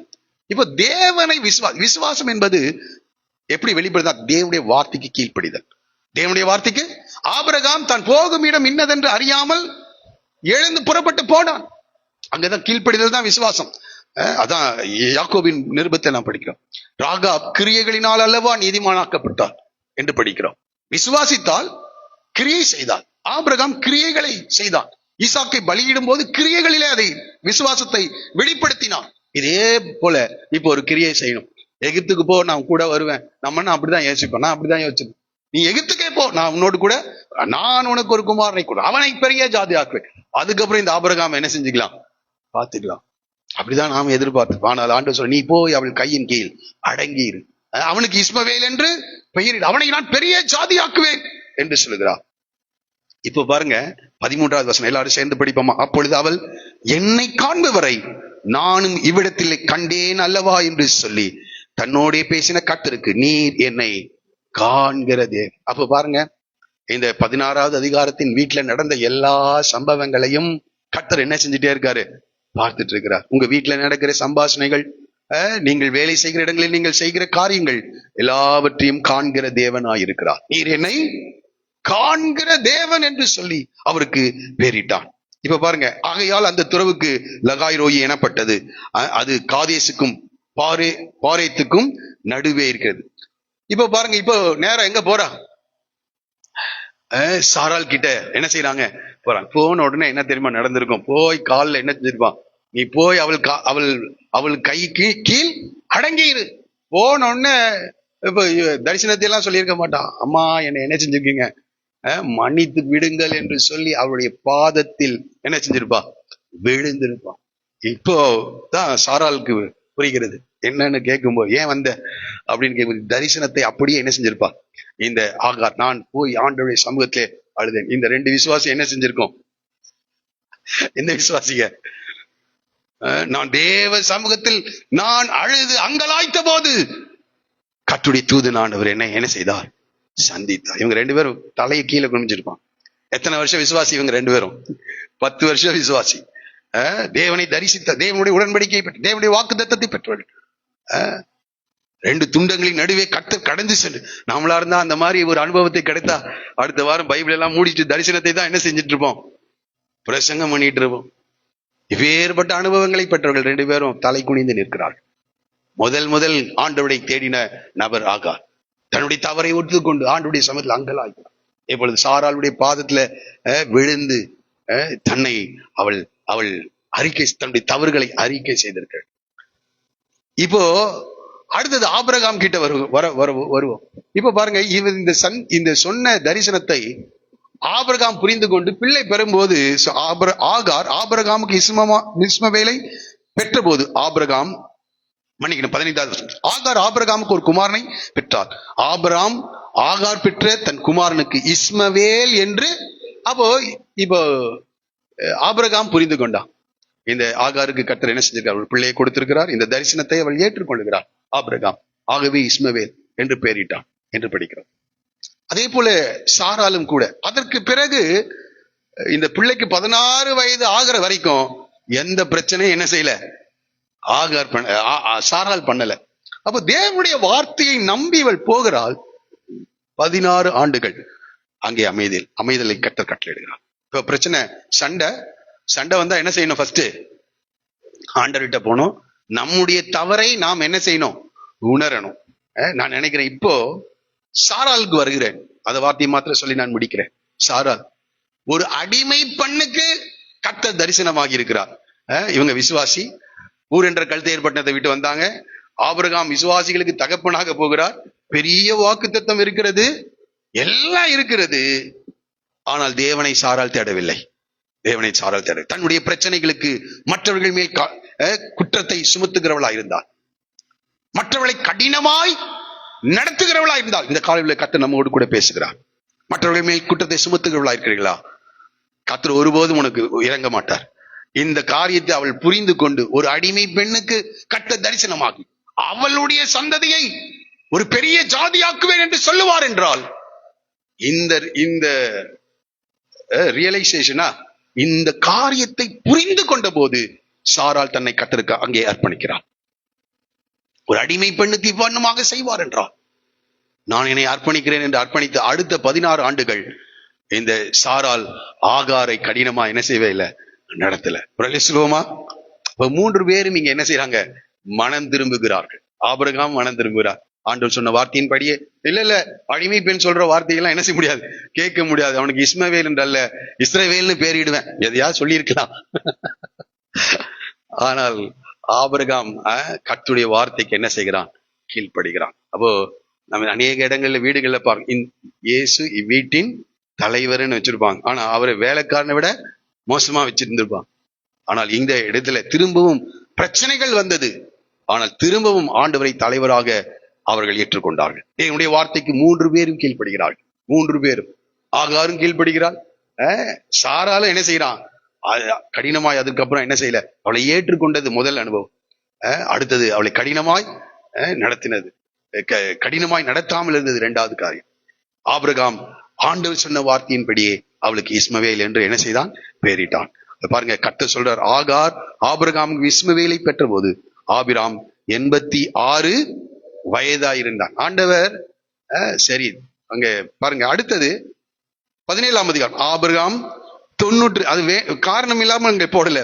86 வயதுக்கும் 99 வயதுக்கும் இடைப்பட்ட காலம் 13 வரைக்கும் ஆண்டவர் பேசவே இல்லை. யார்கிட்ட? ஆபிரகாம். ஏன்னா பெரிய தவறு செஞ்சிருக்க. ஆமா, அந்த பனிஷ்மெண்ட் டைம்ல ஆண்டவர் பேச மாட்டார். எப்போ அதை சரியா நம்ம மனம் திரும்புறோமோ அப்பதான் கர்த்தர் பேசுவார். ஆகவே இந்த காலை வேளையிலே கர்த்தரோடு கூட பேசுகிறார். பிரச்சனைகள் வரும்போது தேவ சமதி யார் முதலாவது வருகிறீர்கள்? ஆமா, மற்றவர்கள் மேல் குற்றம் சுமத்தி மற்றவர்களை கடினமாய் நடத்தி, இதெல்லாம் சரியில்லை. கர்த்தர் நியாயம் தீர்ப்பாராக அப்படியெல்லாம் பேசிட்டு இருக்கோம். ஆபிரகாம் பிரச்சனையிலிருந்து நழுவதான் பார்க்கிறான். ஆனால் ஆகார் வனாந்திரத்துக்கு ஓடி போனது என்பது உண்மைதான். இன்னைக்கு அநேக பிரச்சனையிலிருந்து ஓடி போக பார்க்கிறார்கள். ஆனால் ஓடி போனாலும் இந்த ஆகார் செய்த காரியம், எனக்கு கர்த்தர் என்னோடு கூட பேசினது. கர்த்தரை அவள் சந்தித்தாள்.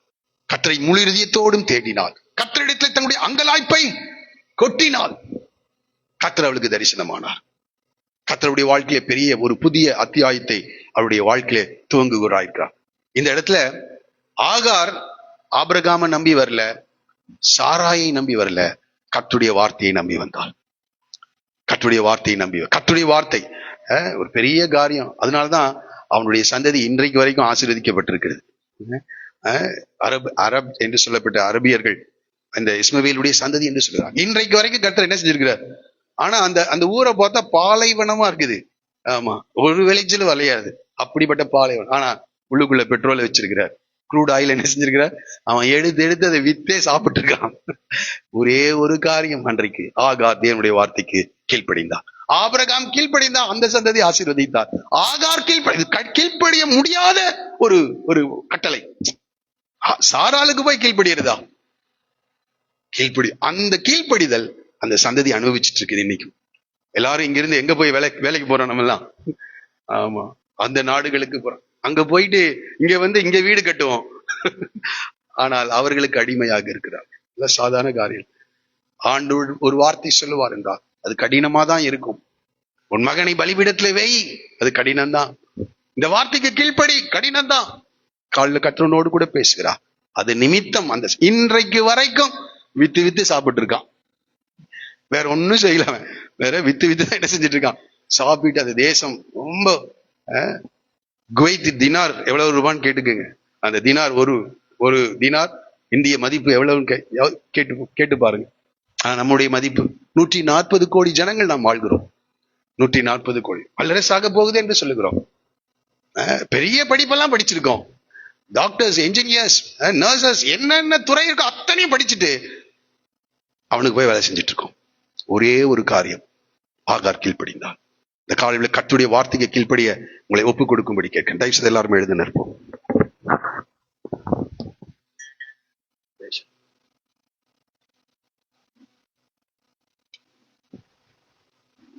இந்த சத்தியங்கள் உண்மையானவைகள்.